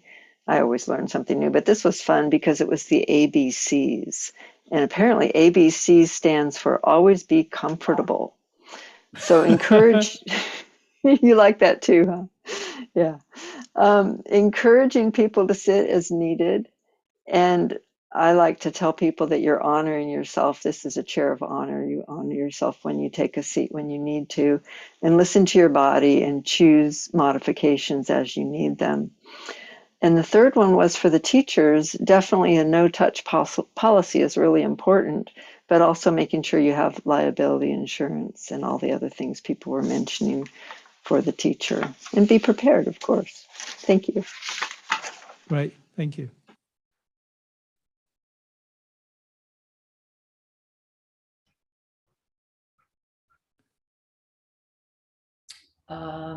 I believe I'm next. Yes. Okay. So our group, like all the other groups, they came up with all kinds of things and realized that safety is there's a lot to safety. And Mike is going to be our spokesperson to tell what our top three were. Hello. So our top three, like many other groups, is having a safe environment. That was kind of the top of the list, you know, and having an emergency plan. You know, making sure the space you're in is welcoming, comfortable, and just generally safe.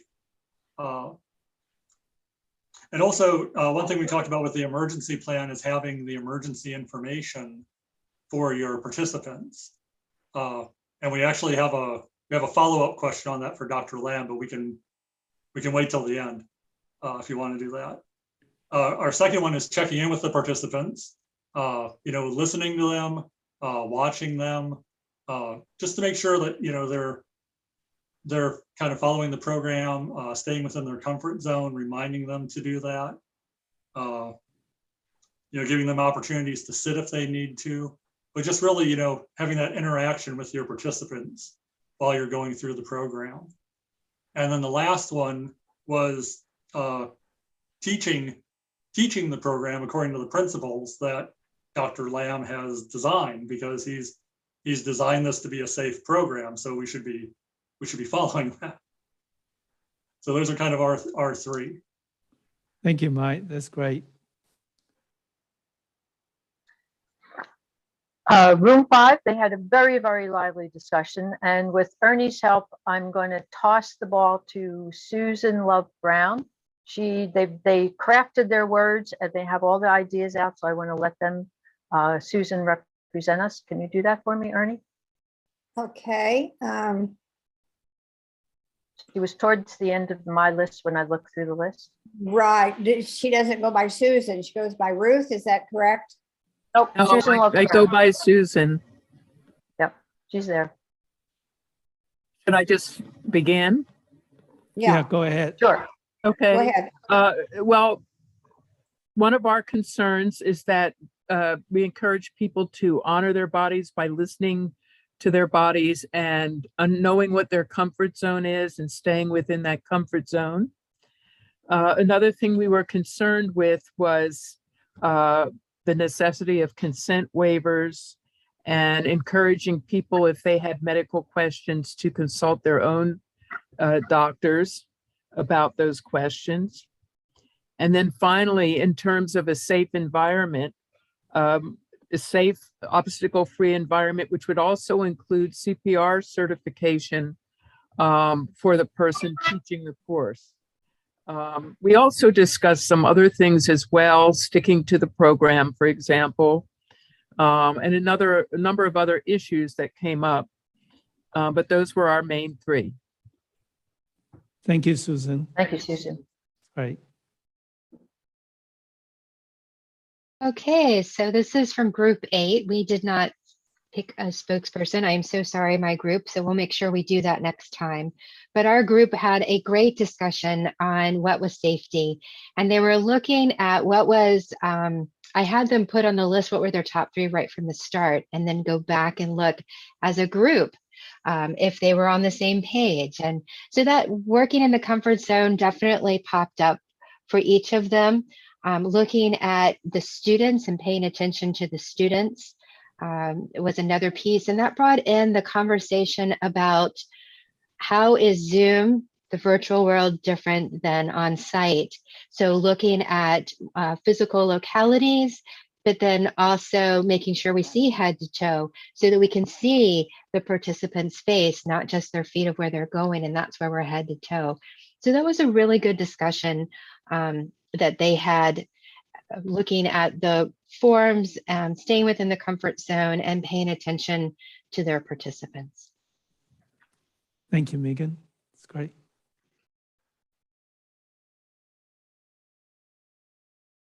Ruth Lane was our spokesperson, and we had a great discussion, and she's going to sum it up for us. Thanks, Pat. Yes, it was a very lively discussion.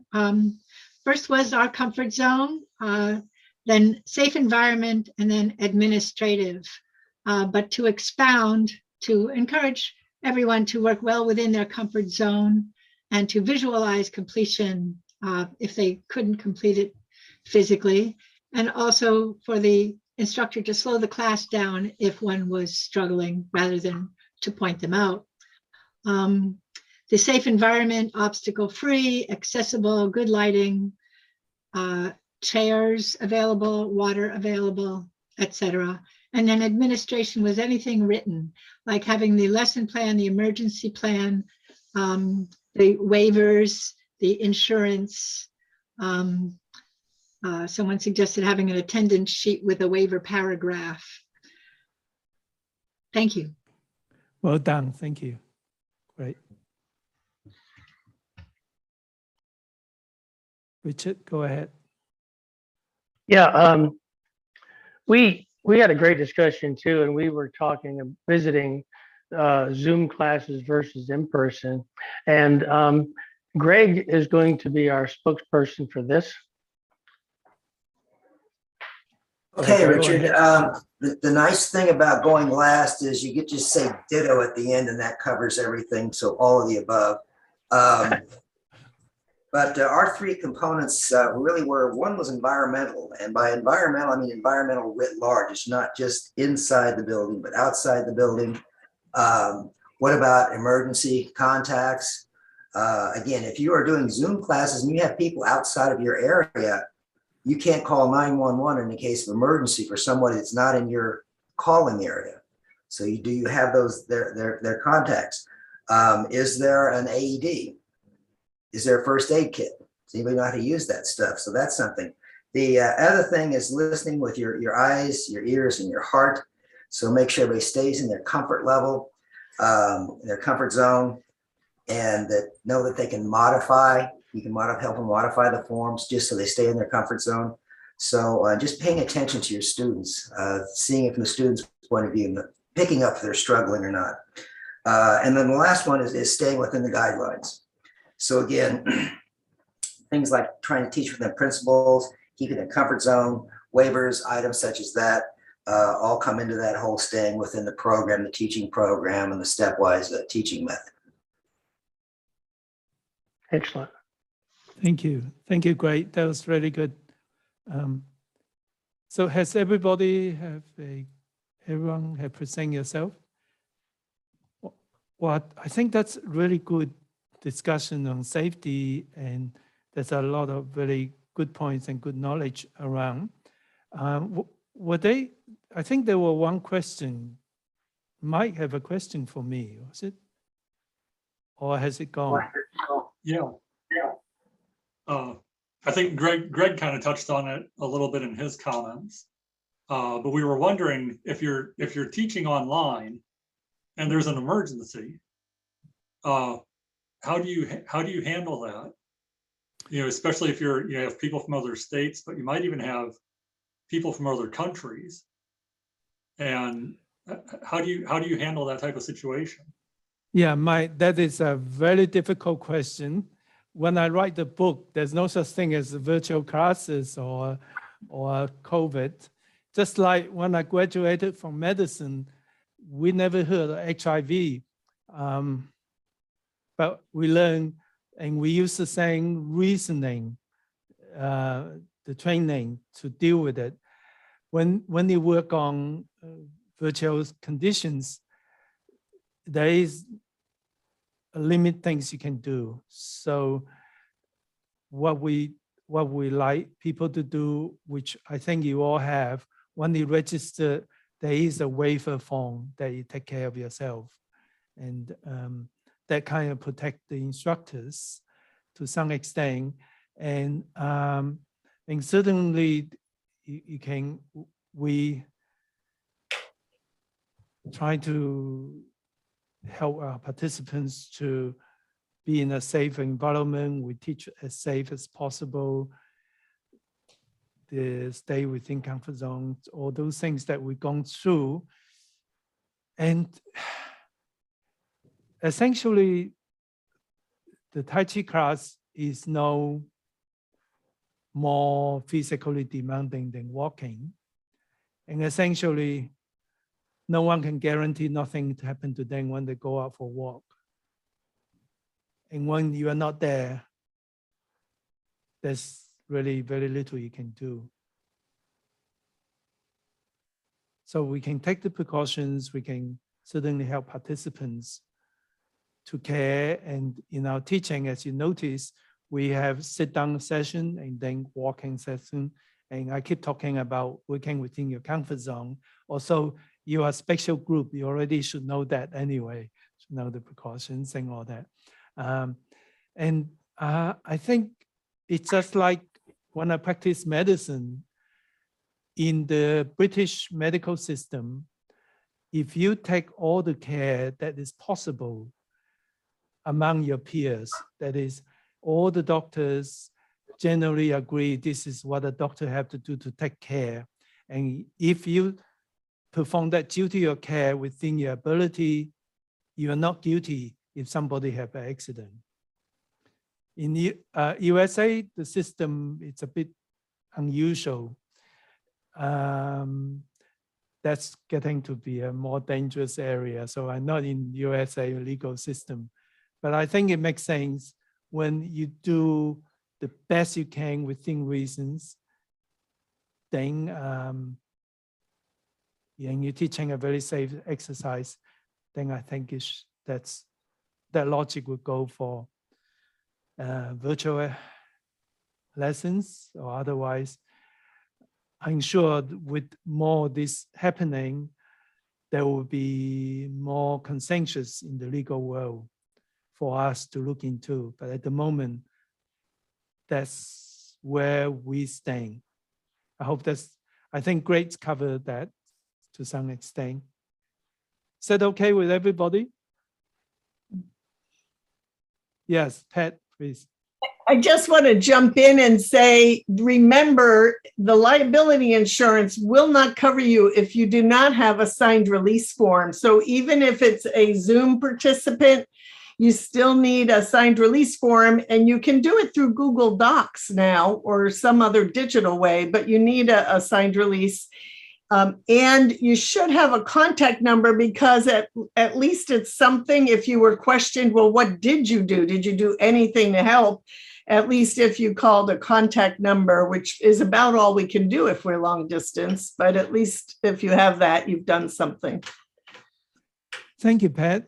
And I understand the registration website, which anyone can use. We use, and you can incorporate that release form. I believe when you sign that, you also sign the release form.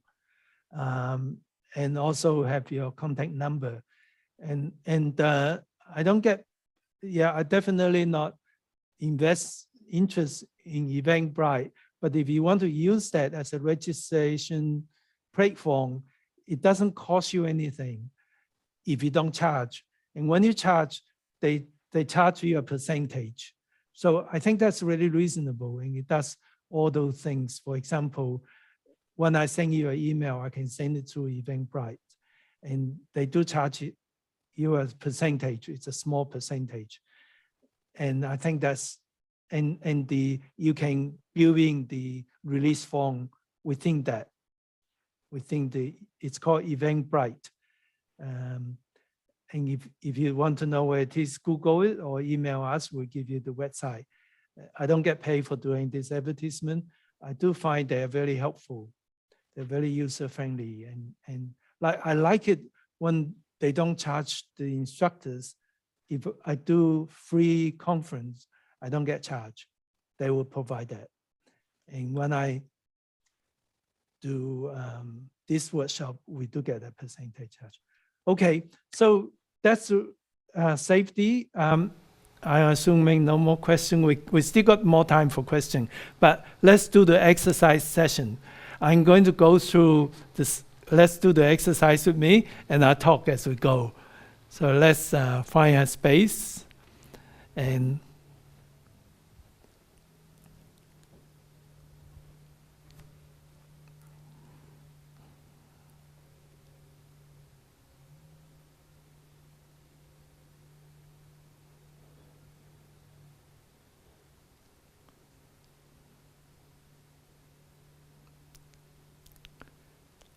I'm going to do the warm-up exercise again. So that is step 1, 2, and 3 is cooling down. We do that afterwards in your breakup group. And then we're going to do all the 6 steps. Some of them are just going to talk about it because we already done it. And then when we done all the 6 steps, or when I talk about part of that, then you go to the breakup group, and then you go through that 6 step again.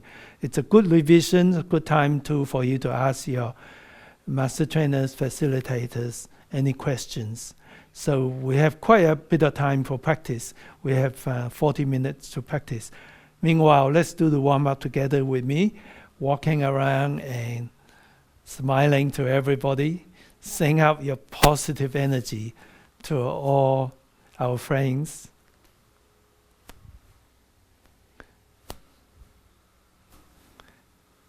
And if I can do a little commercial there, if you wear this t-shirt, which you can buy them, and if you travel around the world when the traveling are happening, you'll be surprised how many people come and say to you, hey, we are brothers, we're family. And certainly I met a lot of people everywhere I travel who stopped me on the beach, even in the immigration lines. People come and say hello to me. We have a big family. And everybody who does Tai Chi for health are just nice people.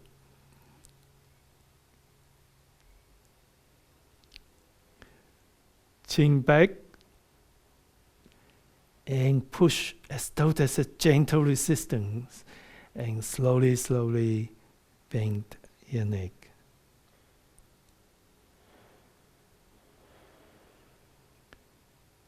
Chin back, looking straight ahead, and still looking straight ahead. Now bend and follow the direction of your head.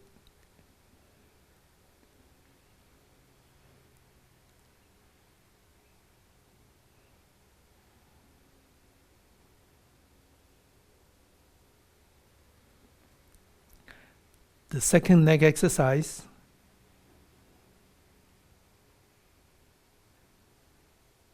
%70 of your normal range of motion, moving slowly, smoothly, and well within your comfort zone.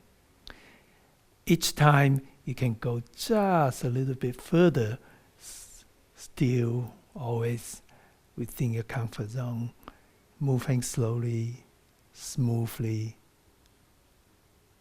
and continually. So here's the exercise of gently turn your neck.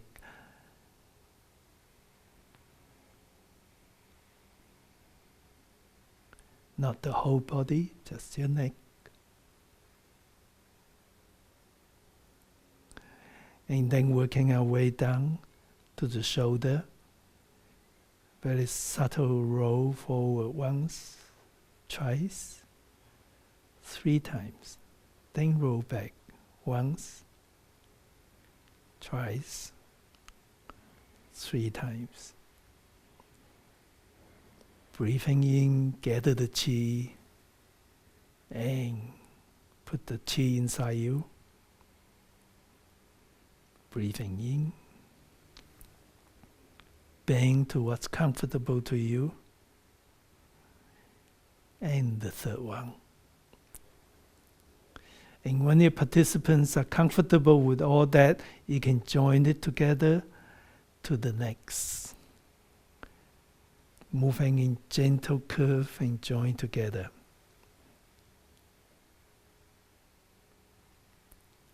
Feel the spine stretch. A gentle stretch.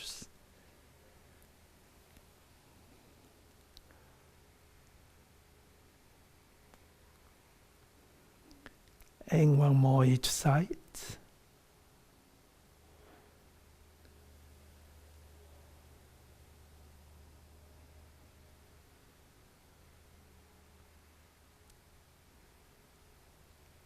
And again, you can join it to using your dantian to turn and not too much. If you turn and look down, it should be inside your knee. If you go, this is twisting too much, so it should be inside your knee. And one last time each side. Then moving on, joining to the next. Again, remember, work within your comfort zone, visualize whatever you're not comfortable to do. Change side.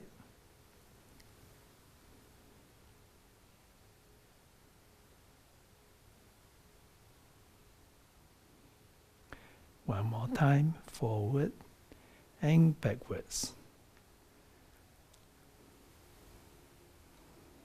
Keeping your body upright.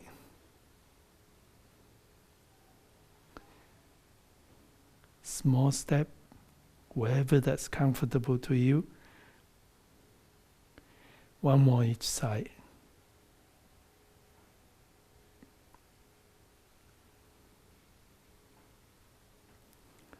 Then moving on, touching down the ball of the foot, no weight, which just to make sure so that people know they're no different if they cannot do this. It would be still okay for them to do this. It's always good to demonstrate the easier one that most people can do.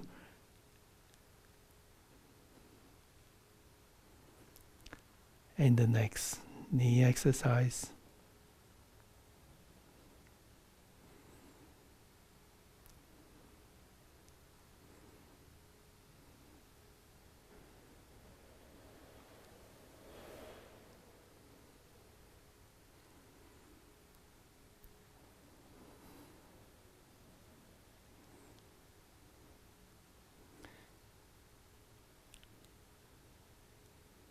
Next, the ankle.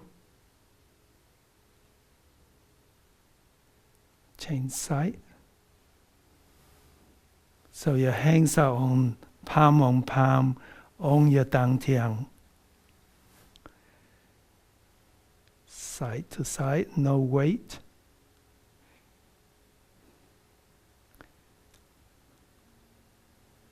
The other side.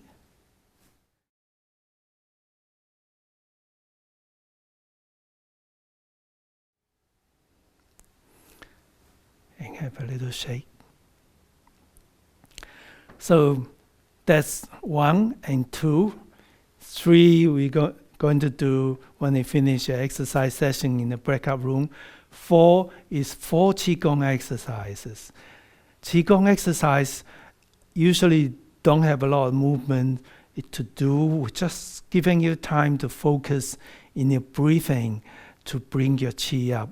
So the breathing exercise is the Dantian breathing exercise, which is quite detailed in the stage 1. So go back to that every now and then, just to listen to the scientific basis and the traditional basis and how it's happened. Meanwhile, the first one is the standing shoulder width apart and be comfortable, and then cleanse your mind. Imagine there was nothing. That's what happened to all us before we were born. We were. And then come to the beings, being mindful of where we are, being mindful with your posture. And bring your hands up slowly. Bend your knees slightly. So that's 2. Tai Chi. Then 3, open and close. And you can do it in multiple of 3 or 6 or 9. And I was so happy to hear one of you really like me talking about 3, 6, and 9. There's a lot of things I put in as part of the Chinese tradition, part of the Qigong tradition. If it's harmless and if it's nice, I just bring it in. And this is one of the things in Tai Chi Qigong, other Qigong, most people work on that number 3. Having said that, of course, number 4 is also an important one, 4 corners. And number 8 is 8 diagrams. All this Chinese philosophy point to different things. So it's nice to sometimes stay simple and just say, oh, I'll do 3. 3 is very nice. The first one, I'm going to focus on posture being right. The second one, I'm going to focus on, let's say, magnetic force between the palm or moving against a gentle resistance. And the third one, I'm going to focus on Dantian breathing.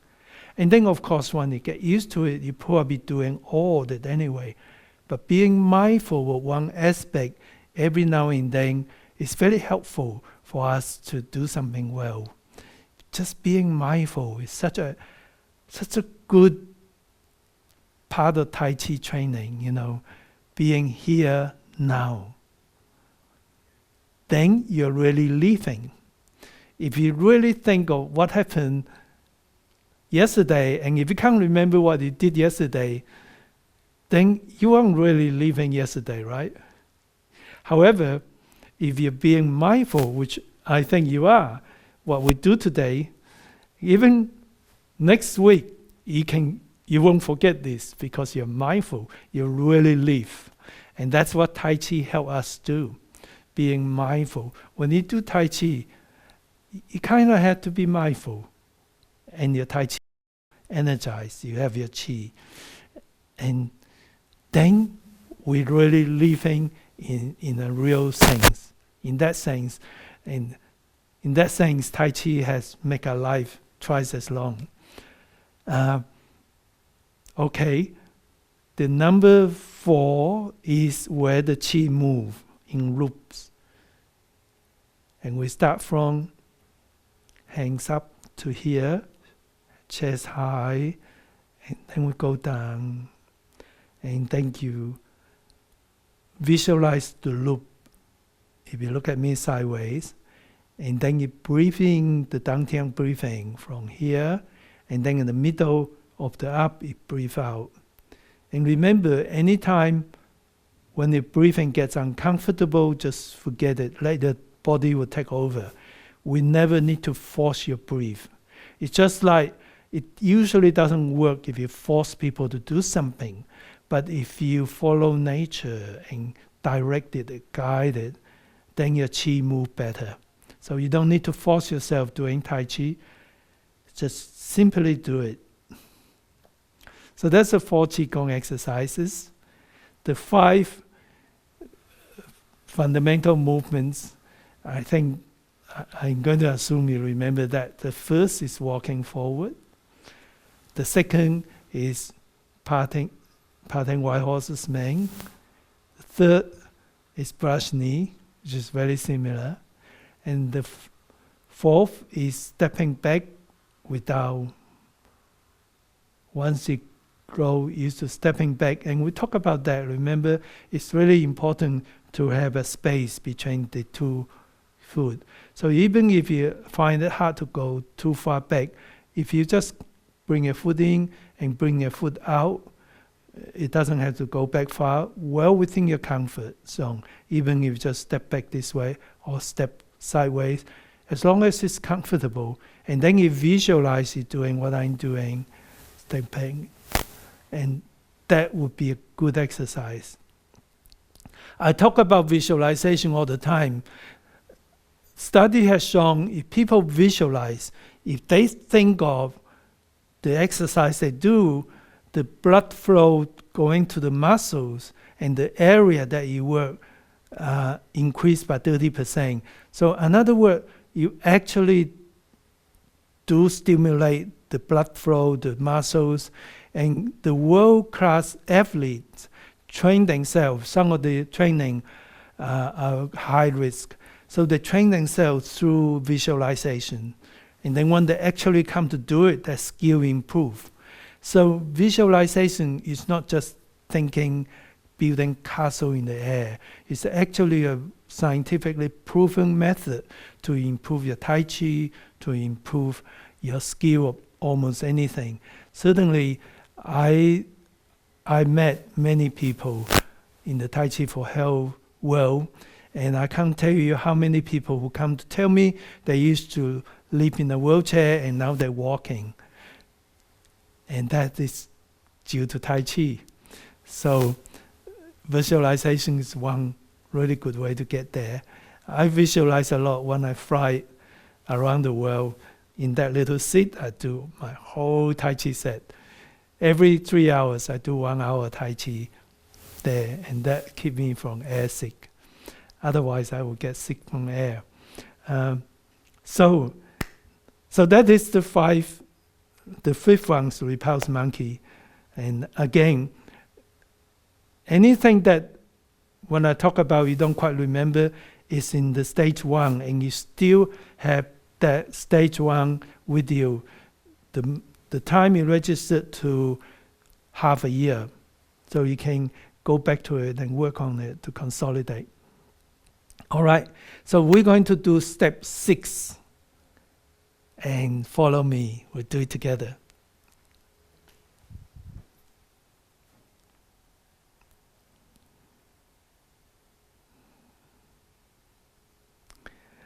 Tai Chi for beginners. Commence.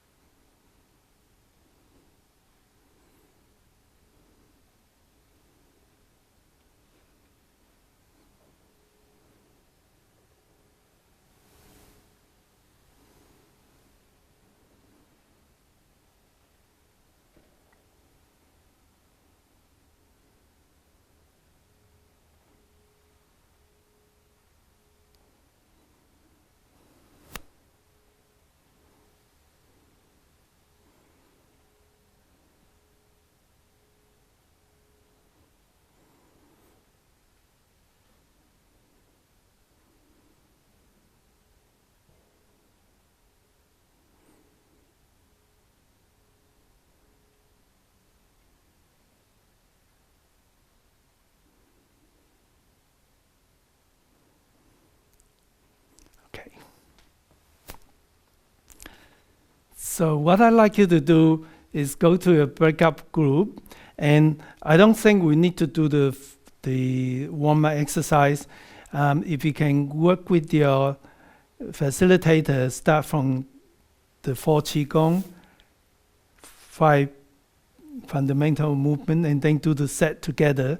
And if you can just take turns to go through that, so that will give us some idea where we can let you know how to develop your Tai Chi, where to improve, what you did well, and also would you know enough to be a safe and effective instructor. But most importantly, we like to help you to develop your Tai Chi and help you to see what you did well, because then enhance your enjoyment and make you a better teacher. So you have 40 minutes in your group. Please go back to your breakout group. Welcome back, everybody. I can see you're working very hard. A lot of groups, you have done a lot of practice, and it's good here everything come together. I can see a lot of you have really nice Tai Chi depth and the flows and the energy. And some of you are relatively new to Tai Chi. I'd like you to know it is a journey, and the more time you devoted to doing it, it's not just the moving hands and foot. It's about coordinating, about using your internal intention converted into internal energy and then express it outside. And that's why it takes a little bit of time, some regular practice. Then you will find that really beautiful internal energy that is so nice and so powerful. But it does take a while to get used to the movement. And if you just move your hands and your foot, then it's good exercise. It's moving your body, but it's not real Tai Chi. Tai Chi is about internal, about the Qi, about the whole body coordinating, moving with the direction of your Qi.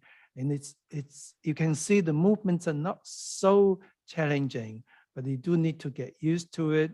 And then you start having the internal power, internal energy comes out.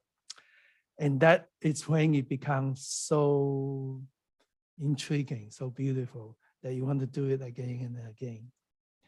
And after 47 years, I still do it every day and looking forward to that. Well, 99% of the time. So I hope you get addicted to it and share it around, but do keep practicing to make it work. Let's have a quick report from different groups.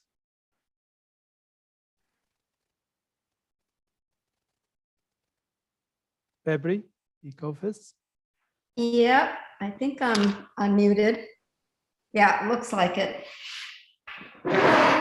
So I can see me. My group really went through all of the forms, and they all know the sequence of the forms and the elements of it. One of the things that I commented on the last run through is that there is a certain softness that I can see in their form now, and that their stepping is much more deliberate and soft than when we started earlier today. So that softness and being mindful of weight transfers and such has already come into their form as they're practicing it. It was a well done practice session. Thank you. Thank you. Okay, thank you. Well, my group, they understand what you were referring to, Paul, when you said hard work, because they put a lot of hard work into this last session. We went through the fundamental movements. We practiced the transition movements. Everyone got a chance to lead. So it was a really good practice session, and I think everyone's doing great. Thank you, Bill. It's not hard work, it's fun. It is. Yes, of course. I know you know. Kathy, please. Yes, we also worked on transitions and the form. We got through it a few times and had some people lead. And we're working on the movements, and it does take practice. And I suggested that everyone get their video camera out or phone and take a picture of themselves if they're having a difficulty on a movement, or look in the mirror and then compare it to what you do on the stage 1 or the DVD. And that seemed to help, I think, calm some people, to relax them, that it will be okay with their forms. So I think we're doing great. Yeah, thank you, Kathy. I love to share this story with you. Australia is nearly as big as America, and we have some very isolated area, like in the central Australia, there's deserts. And this guy who lived in this town, a couple hundred people, and he was in the park, and he read a Tai Chi book, and he's been learning Tai Chi from the book. That's how I sometimes did before. And then the few guys come in. This is a little town. And they say, what are you doing, Tai Chi? Can you teach us? So Richard started teaching, not the Richard in Australia. He started teaching the town people Tai Chi. And after a year of that, he says to himself, he really have to learn some Tai Chi properly. So he came to my workshop. It was amazing, because this guy who learned from the book, and he's so appreciative of actually having a person and going through it. And he was good. He learned a lot. And I guess compared to that, we are doing well. You have small group, and you have a really experienced master trainers who are able to share their skill with you. And I'm sure the Richard from middle of Australia would have loved that situation. But he come back to my workshop saying better himself. So there's a mixture. That's practice. If you can go to the best teacher and you've never practiced, you're never going to be really good in Tai Chi and never really understand it. You need to practice. But then you can't just, you can practice from a book, but it's not as good as here. So next group, please. Hi. Our group had fun taking turns, leading. They appreciated the tips.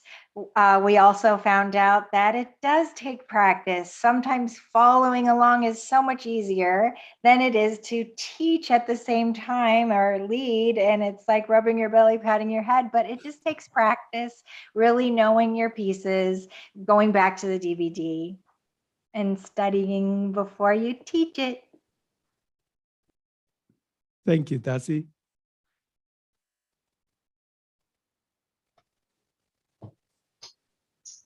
So our group had a wonderful time of practice. It was nice to have such a long practice time opportunity.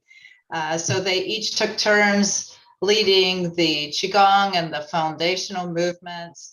And then we started practicing the set.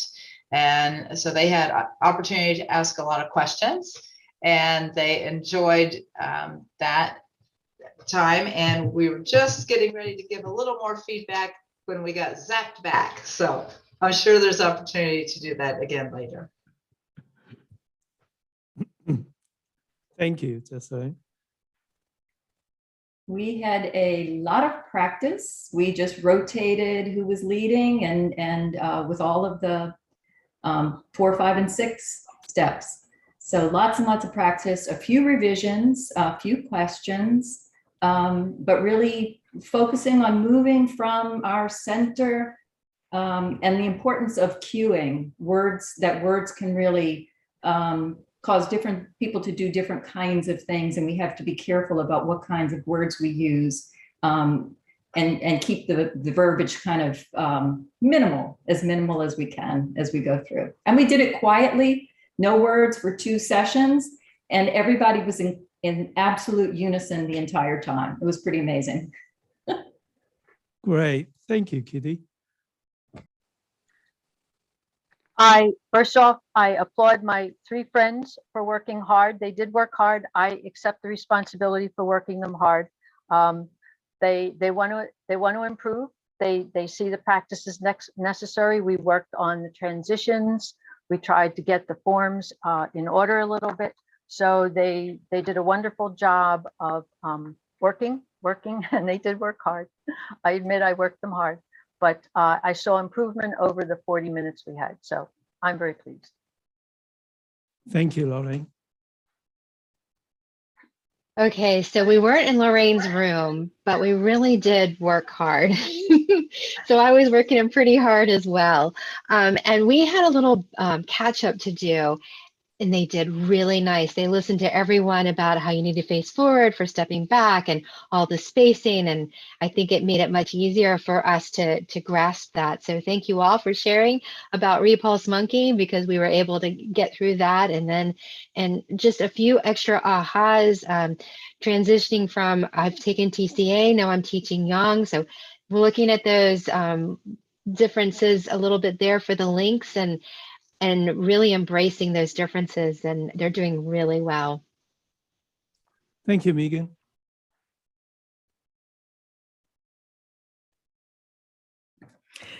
We had a great time. The time flew by. We could use more time. We were refining what we were doing. Everyone has become so smooth and flowing, and you can see that there were people who have more of a background than others, and it shows. But we talked about that's Tai Chi, and it never really ends. You can be working on one short, simple form for years and years or forever.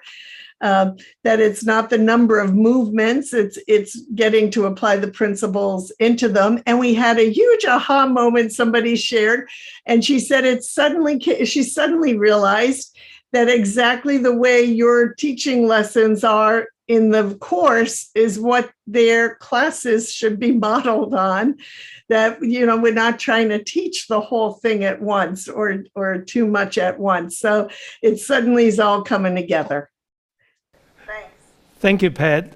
And I just want to tell you another story about Pat, but it's not about Pat Lawson, it's about Pat Weber, one of the most senior instructors in my school.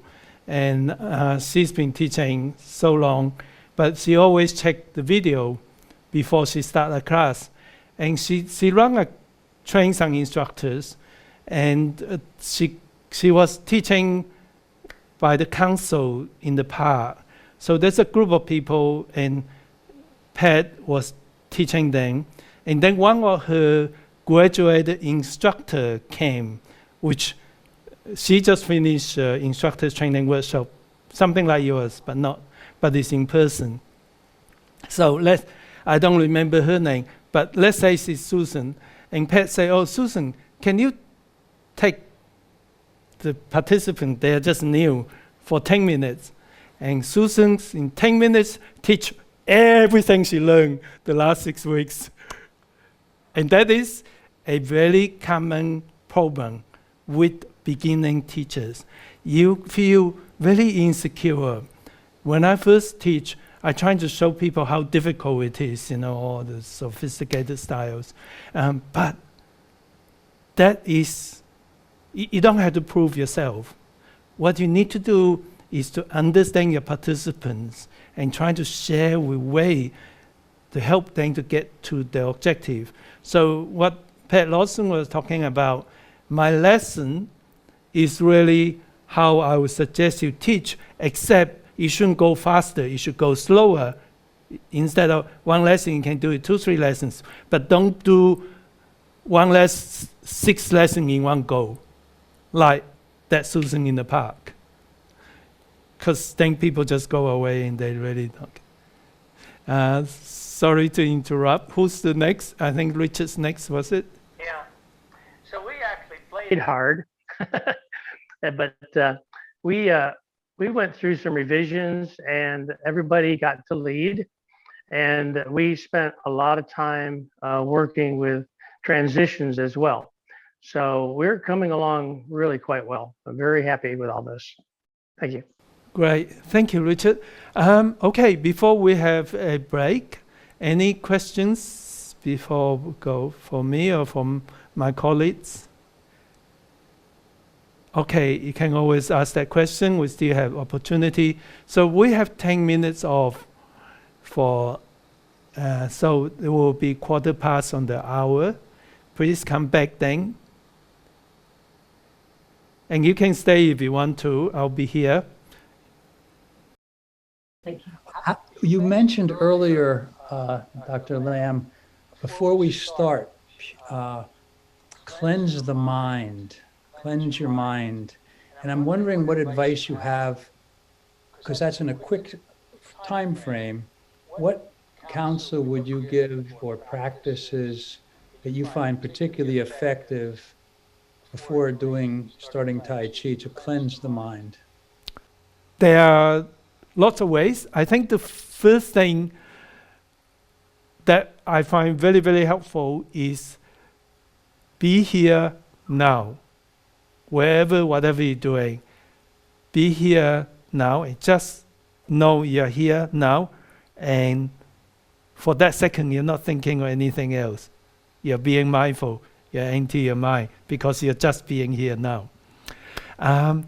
But in my stage 1, in the part I talk about the principle, the last 2 principles, Jing and Song. Please go back to when you song your body, it's easy to Jing your mind. And it's very easy to cleanse your mind and be here. So that is what you can do, and use your conscious mind to control your unconscious mind. You know, our unconscious mind takes so much control over us. We get anxious, we get worried, and it's really hard to control. However, if you use your conscious mind, sitting upright, but not tense, open up your joints, and take a dantian breathing. And you don't have to try, your mind's quiet, and you're here. And that is why Tai Chi is so powerful. Part of it is because you can use your conscious mind by opening your joints, by moving slowly, smoothly. It then sends a signal to cross that channel and reach the unconscious mind and allow us to be mindful and to be relaxed. Does it help?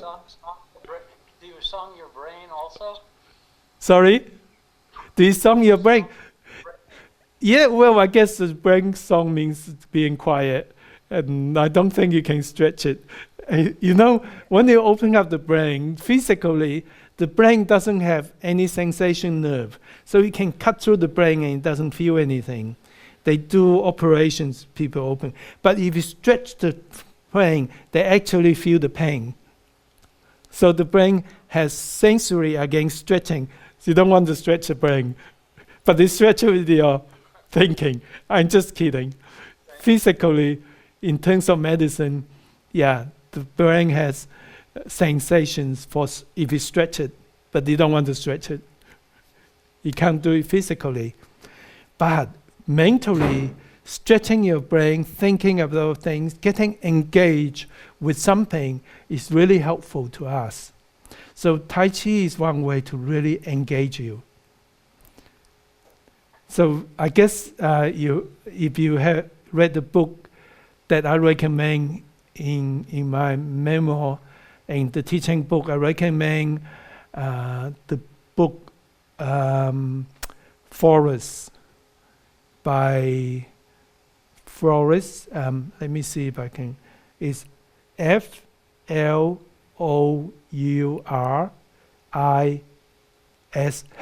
Flores, by Martin Seligman. It's about how you can be more positive, you can engage your mind to something more positive. And there's a lot of study what he say based on medical studies. It's a really good book to read. Email me if you didn't quite get it. Or actually, I'll put it in chat. My daughter getting her brain stretched internally when she went from, she was going from homeschooling to working in a classroom with other children. And there were certain things we hadn't pushed them on. And when she had to learn to read and write and do the math and all that, you could just tell, you know, she was just stretching everything, and she did it, which led her to know that when she went from 8th grade, going 3 days a week to school, that she could go 5 days a week to this really high-level prep school. Same thing happened again, just super brain stretching. And she made it through all that. It was a little bit difficult on us at home, but she made it. And that helped her know that she could tackle these things and get through them. I am assuming you read my teaching book. And I hope you enjoy reading my book about my life story, because in it shows you how I developed my Tai Chi as well, and how Tai Chi helped me to develop my life. Let me go to next session. The next session is about teaching. I've been educated about, some of you know, I went through very poor background and go through starvation for years. So later on, I was lucky enough to be educated to develop my taste on good food, and I get to appreciate good chef who would spend 24 hours just making a sauce. So a good chef is just as magical as a good Tai Chi practitioner. Or like a teacher. I love teachers. You know, I love teaching. And a teacher is like a chef. You can give me the best ingredients, and I can probably make a mess of it, and you might not want to eat my food. But you give a good chef good ingredient, magical. So a teacher, you can be so good at Tai Chi. I have met some really fantastic Tai Chi people, and you can make a mess of it. That doesn't make you a good teacher. Teaching is another art. Does it make sense? Just because you give me the best ingredient, I don't always produce the best stuff. The teacher have certain ways and means, and I talk about that in stage 1.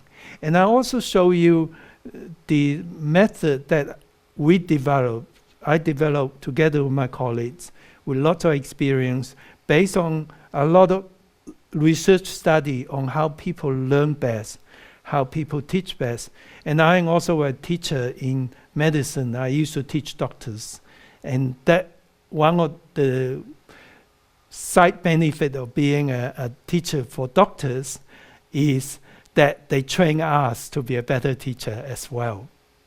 So then, again, there's a certain principle of teaching that's the same no matter what you teach.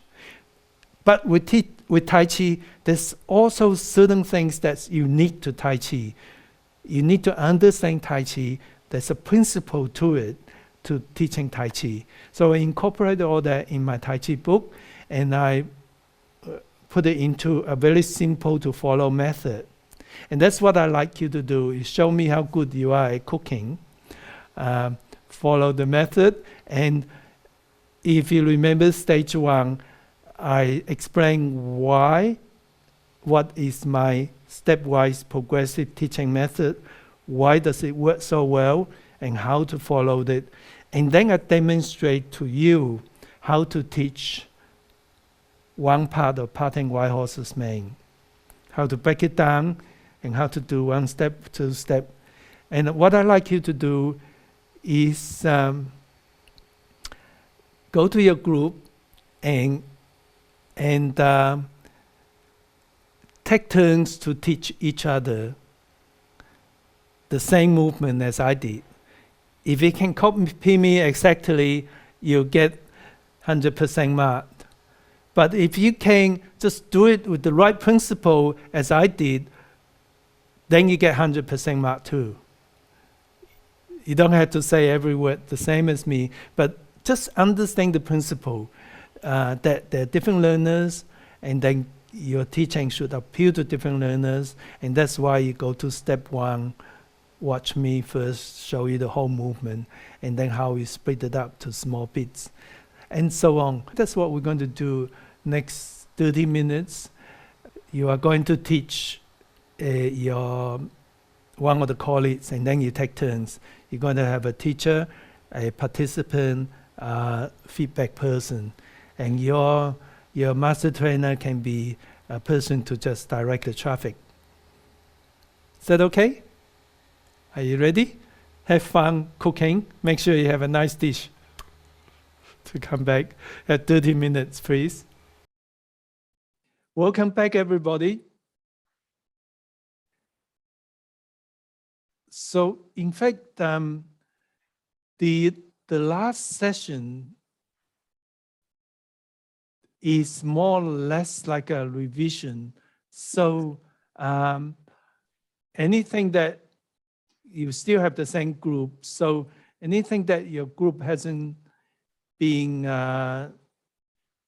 completely done, your master trainer can take you through which part. There will be another 25 minutes in the breakout rooms, and you can essentially do almost anything. Okay, in my schedule, you can ask questions, which can be anything, and the other item is how to use my teaching book. Of course, you know that's a teaching effective book, and you know you can go back and look at it again. So apart from that, you can do really talk to your facilitator, and the master trainer would work on anything that you need or you like to. What I feel that's important is to explain our training system, that we, in the sense that the training system that we created is very, very different from the traditional teachers system. We are very much based on medical research and research study on how people learn best. And we're very orientated for the learners. So, you know, why should you teach it the learner's way? Because if you teach it in a way that people learn best, then people learn quicker. And that means we have to slow down. We have to go down and see what it's like learners went through. And by doing that, we actually go deeper in our Tai Chi. So in my Tai Chi school has been there for nearly 40 years. I train all the instructors, but I teach the beginners class to keep me on the ground and understand, and I find that's very helpful for me. But of course, I train different levels of Tai Chi too, and I found that really helpful to do that, to go back to basics. And by breaking it down, going slowly, I actually learn a lot myself. So I hope you follow the same way, and to understand our system is for the learners. But because you're learner-orientated, you actually learn more as a teacher. And put it this way, I always look at some of the teachers that I know who's been teaching Tai Chi for years and have hardly any students with them. That is an indication, no matter how much you love teaching, no matter how much you love cooking, if nobody comes to your restaurant, you need to do something with your cooking. And same as teaching. If nobody stays in your class, well, you need to do something with your teaching. So, but it's not just going backwards. It's actually good for us to go back and step 1. We really learn a lot, and it's so satisfying to have people who come back year after year, and you watch people develop their Tai Chi. At the same time, we develop our Tai Chi.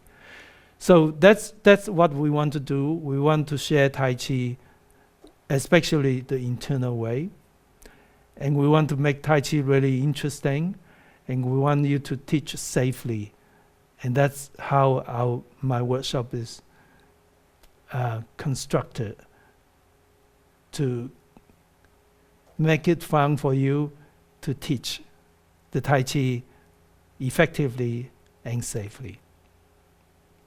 Now, was there anybody like to ask me any questions?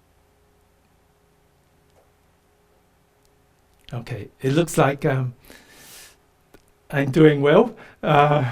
So are you happy to go back to your class, and this time you can ask any question?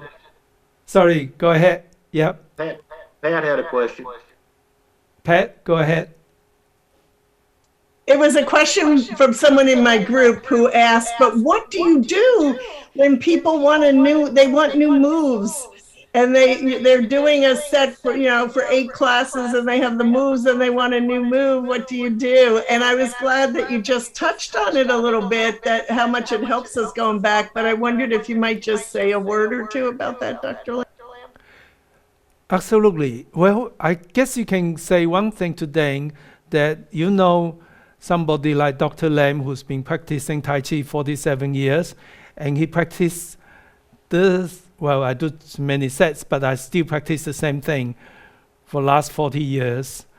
And I find new things in it. I find new ideas, and I really enjoyed it. So Tai Chi is not about how many moves you know. It's about how much you know it, how much you enjoyed it, and how much it gives you. It's not just move hands and arms. You can move your hands and arms, and that would be good exercise. But that not the real thing.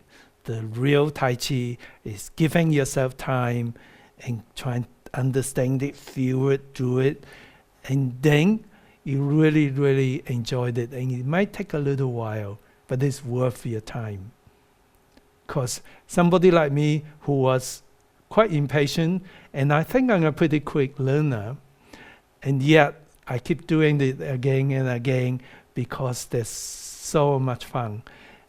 And I hope other people enjoyed it by taking time, learning it, practicing it, and enjoyed it. Dr. Lam, can I ask a question? Please. This one.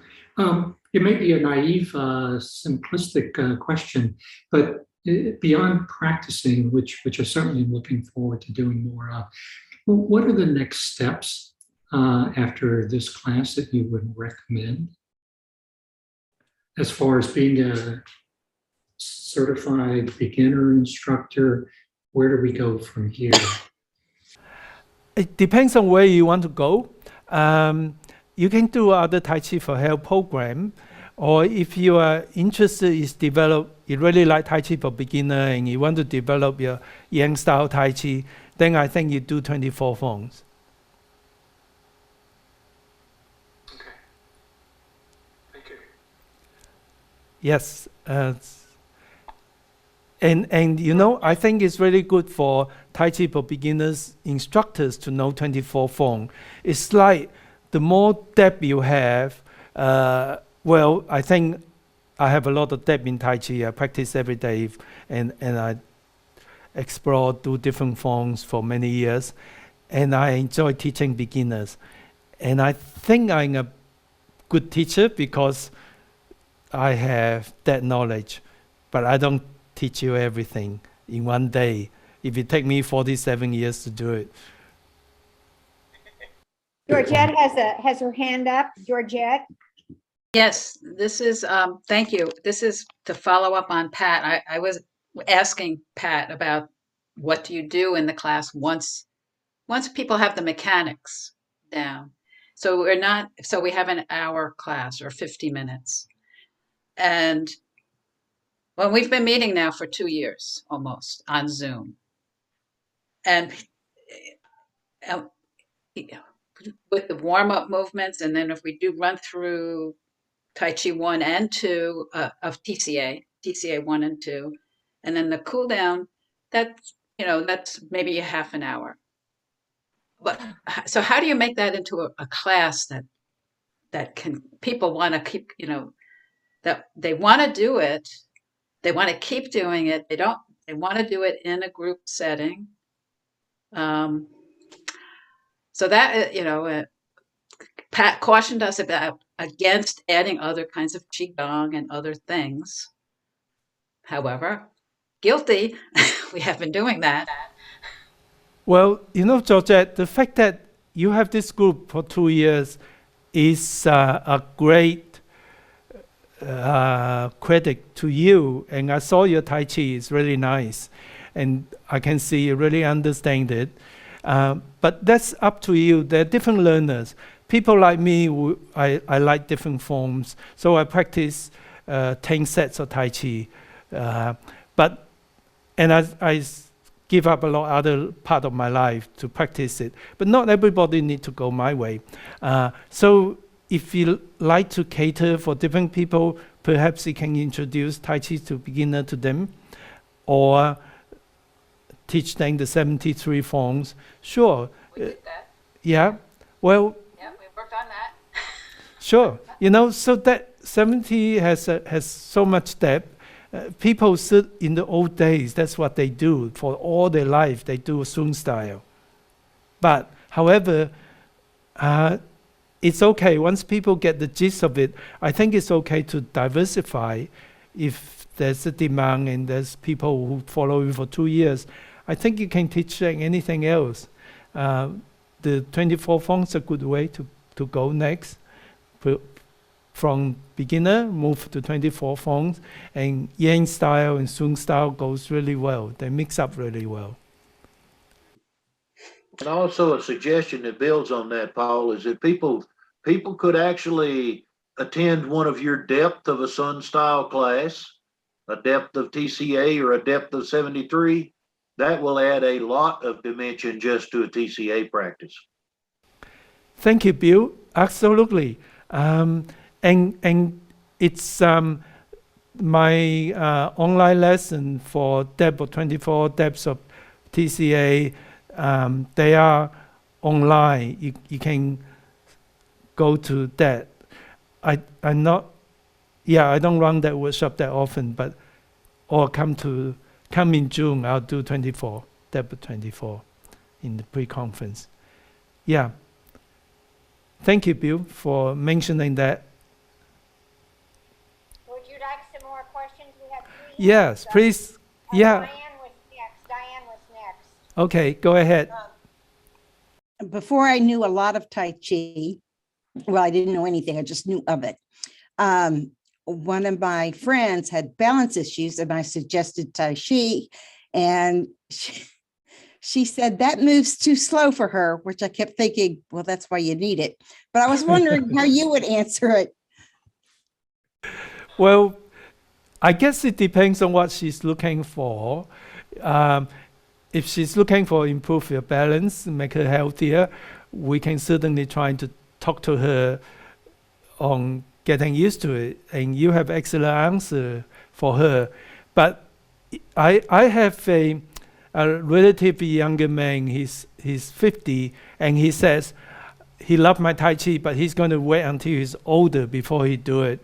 So then I think that's one of the reasons I create Tai Chi for energy, that have fast movement as well. Maybe that's something, if they really don't want to do Tai Chi for energy or beginner, Tai Chi for arthritis or beginner, then they can do Tai Chi for energy. Is that okay? Jesse Lee is next. Thank you. Hi, Dr. Lamb. It's lovely to hang out with you today. Very much enjoyed it. I met you, I don't actually have a question, but I met you in Cairns earlier this year when we did TCA. And I've got an old friend of yours hanging around here today who just wanted to say hello. Do you remember Wilson? Yes, hi. Hello. He's been practicing. Oh, so good to see you, Jaycee. Thank you. Thank you. And time for only one more right now, and that's Alexander. Hello, Paul. Thank you very much. It's kind of two questions in one, but it's in terms of the lesson plan for each individual lesson, where do you fit in the Qigong exercise? Do you do it after the warm-up and before you do the form? And two, is there any kind of, like, we've got the stage 1, but do you have any syllabus, like a written version where like lesson 1 to 8 with which parts you cover in each that we could use? Okay, the number one question, I think what you say makes sense. After warm up, do the Qigong. Number 2, my video is where the Tai Chi is the Tai Chi praying. When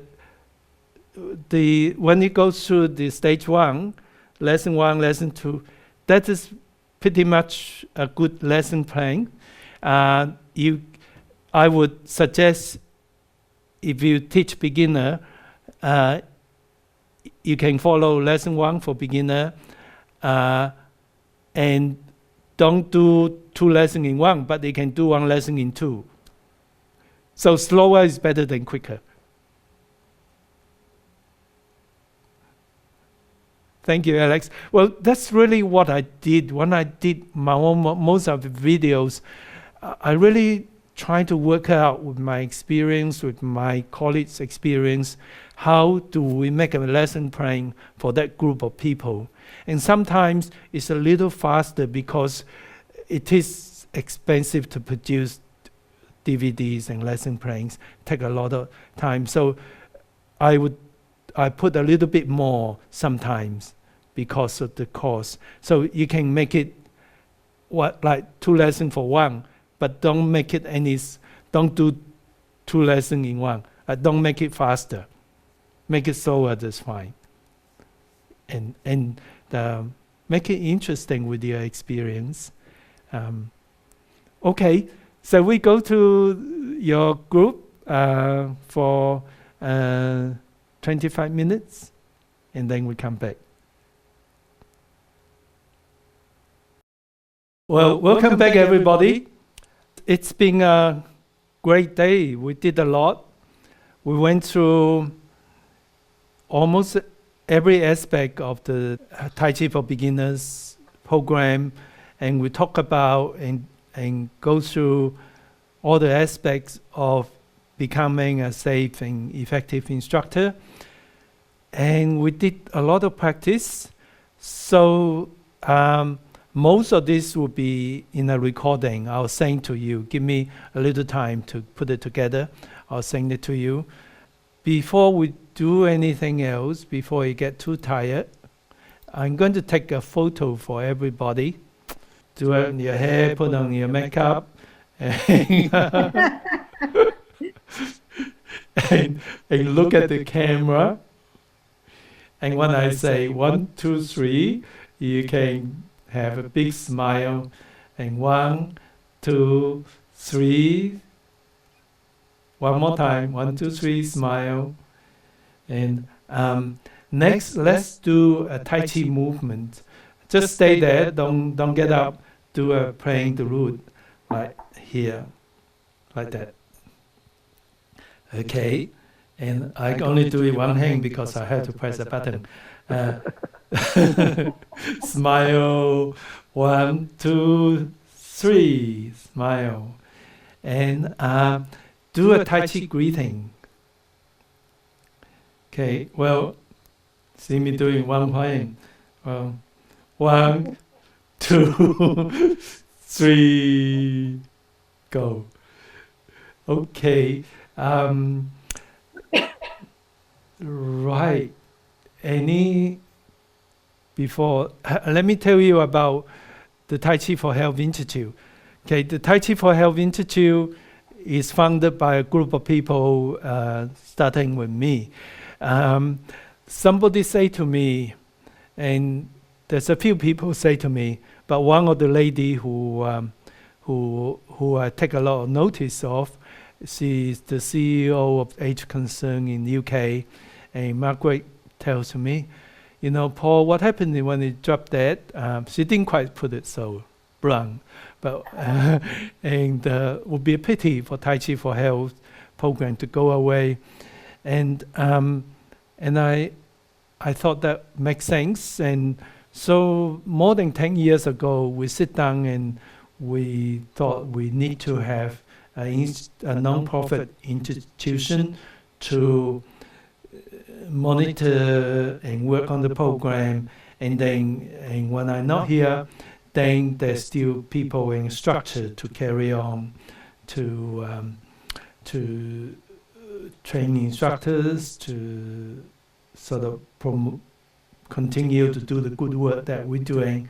So 10 years ago, the Tai Chi for Health Institute was formed. It is a non-profit making organization, and the institute it came from democratically voted by master trainers, senior trainers, all instructors, and we have representative from participants or students.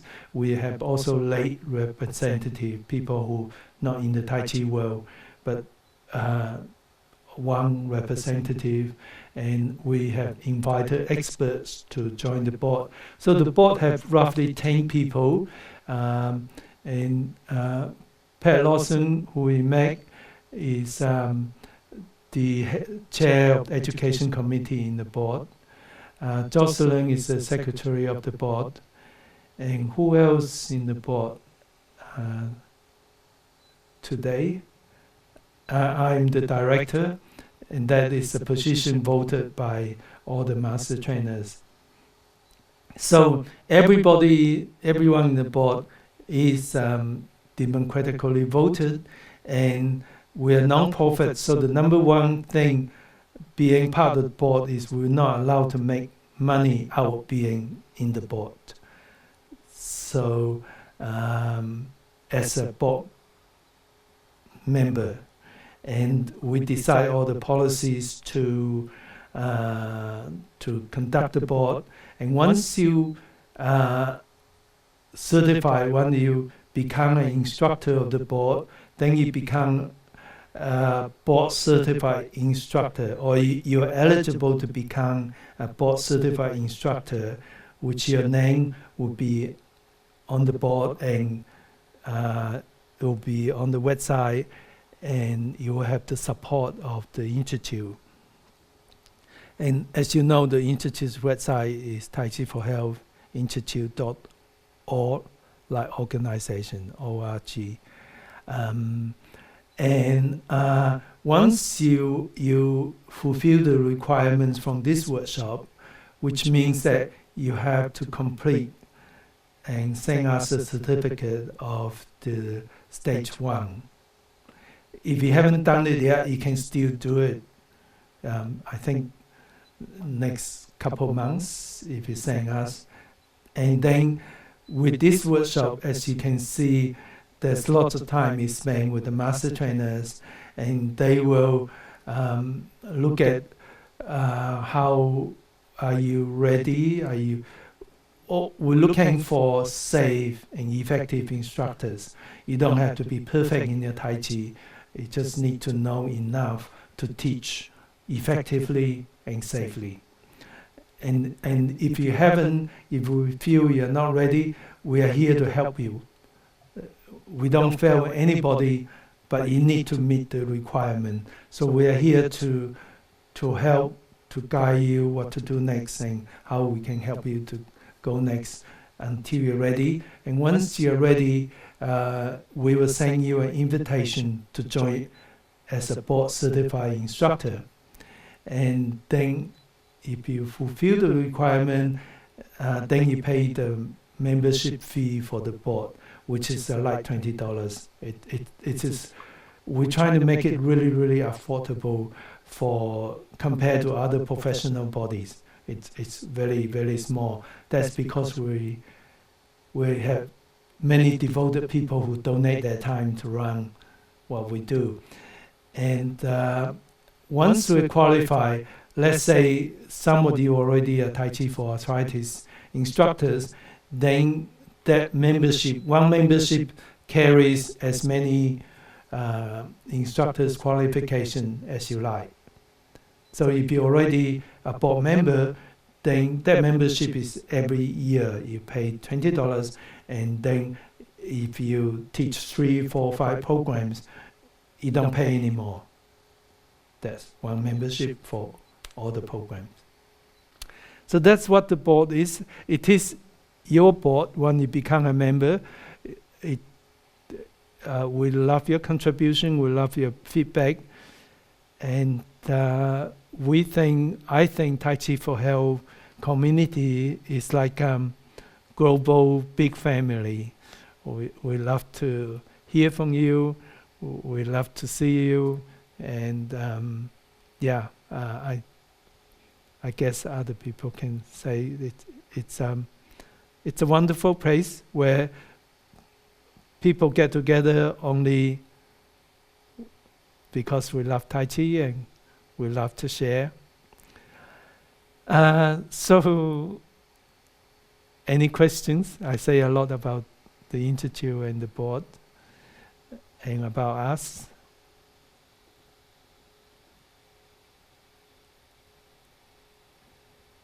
Okay, well, and I didn't see any hands up, but I'd like you to know that I love. Yeah, so, yes, go ahead. Dr. Lani, it's me. I'm Sol's Juana. Sol's daughter. I'm Juana. It's tired, so I'm so sorry. But I just want to thank you all. I have been in this journey with my mom. She's the one studying. I'm not. I will be a student, I know. But I just want to thank you because this has changed my mom's life in many ways. And it's amazing what you are doing. And this art is fantastic. And I can see her improving every time in her balance, in her, strength, in everything. So I really, really want to thank you for that because you have given the world a wonderful gift. And that's marvelous. It's a big change in my life. And doctor, I have another question is, I have for example, Tai Chi for arthritis or memory. How can I practice? In how make the routines? I know all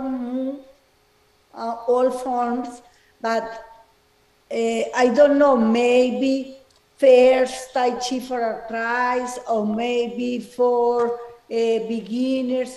How make the routines? Well, it doesn't really matter. When I do my practice for the Tai Chi for Health systems, I do Tai Chi for arthritis first.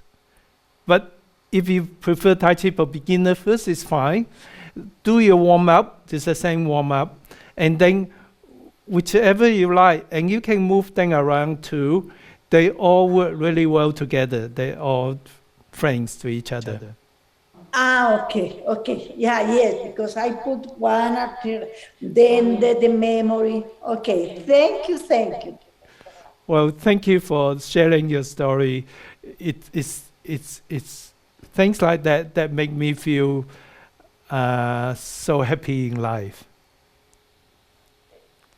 And I can say to my colleagues, all my master trainers, my team, Pat and Ernie, we just enjoyed it so much to be a positive part of anybody's life. And thank you for all the master trainers, everyone, Beverly, Jocelyn, Lorraine, Darcy, Pat, of course, and Bill, who's hidden at the bottom, Richard, who have I missed? Kitty, all the master trainers. Aren't they wonderful? You agree with me? And Megan? Yes, Lorraine. They are just wonderful. I feel, and Kathy, yeah, everybody loves to help others, and that brings us together. And it's so wonderful. I want to welcome the new people that we met, and I like to sort of say hello to people that we haven't met before. Beverly, I want you to know, Master Trainer is just a title for our job. We are the same as you. We were part of this family. We enjoy being part of this family. We love doing Tai Chi with everybody. And so what else did I have to say? I took the pictures. We did a summary. I talked about the Institute. I'd like to thank my team very much to make it possible. The book. Do you want to say that, Lorraine? What do you want me to say about my book? This is a really nice book, so I won't make Dr. Lamb pat himself on the back. It goes through, let me put all this stuff down, I have too many things. It goes through the Tai Chi for Beginners program, it goes through the 24. There's lots of pictures, there's lots of description about what's going on. There's the Qigong. So you got the Qigong practices, you have the movement practices, you've got pictures and everything. This is a really nice book. I don't know how many of them there are. I'll sell mine, but for a lot of money, if there's none out on Tai Chi Productions. But it really is a good, it's easy to read. You don't have to read it from front to back. You can open it up. You want to look at the Qigong? Okay, find the Qigong section. And then you can read about that. You can read about the 24 stuff. So it's really a nice, handy reference, especially if you're intending on doing some teaching. Thank you, Lorraine. Go buy it. Thank you. I'll give you my discount coupon. Well, so once again, thank you for coming and keep in touch. Make sure you subscribe my newsletter. It's free, so I can promote it.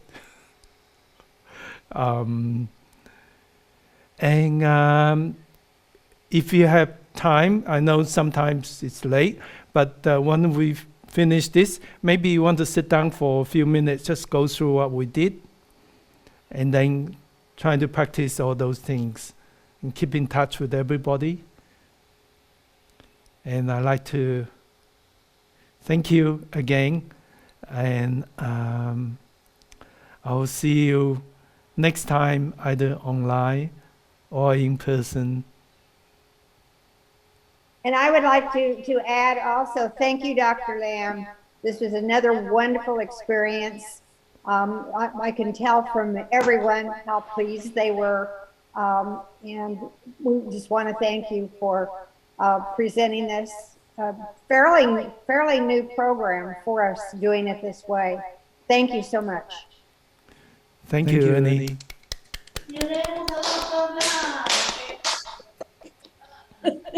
I wanted to give a big shout out to Ernie because I'm here because she worked hard to get me here. Thank you, Ernie. Oh, you're welcome. Absolutely. She put so much time. Yeah, and Pat. Meeting friends I've known from before and meeting a lot of brand new ones. That was great for me, great experience for me. Thank you. And Pat, who also did a lot of work in the background, but all the master trainers, thank you so much for being here, for your great contribution. So I'm going to say goodbye to everybody, and take care. So much, Dr. Lam. Thank you, so good to have you.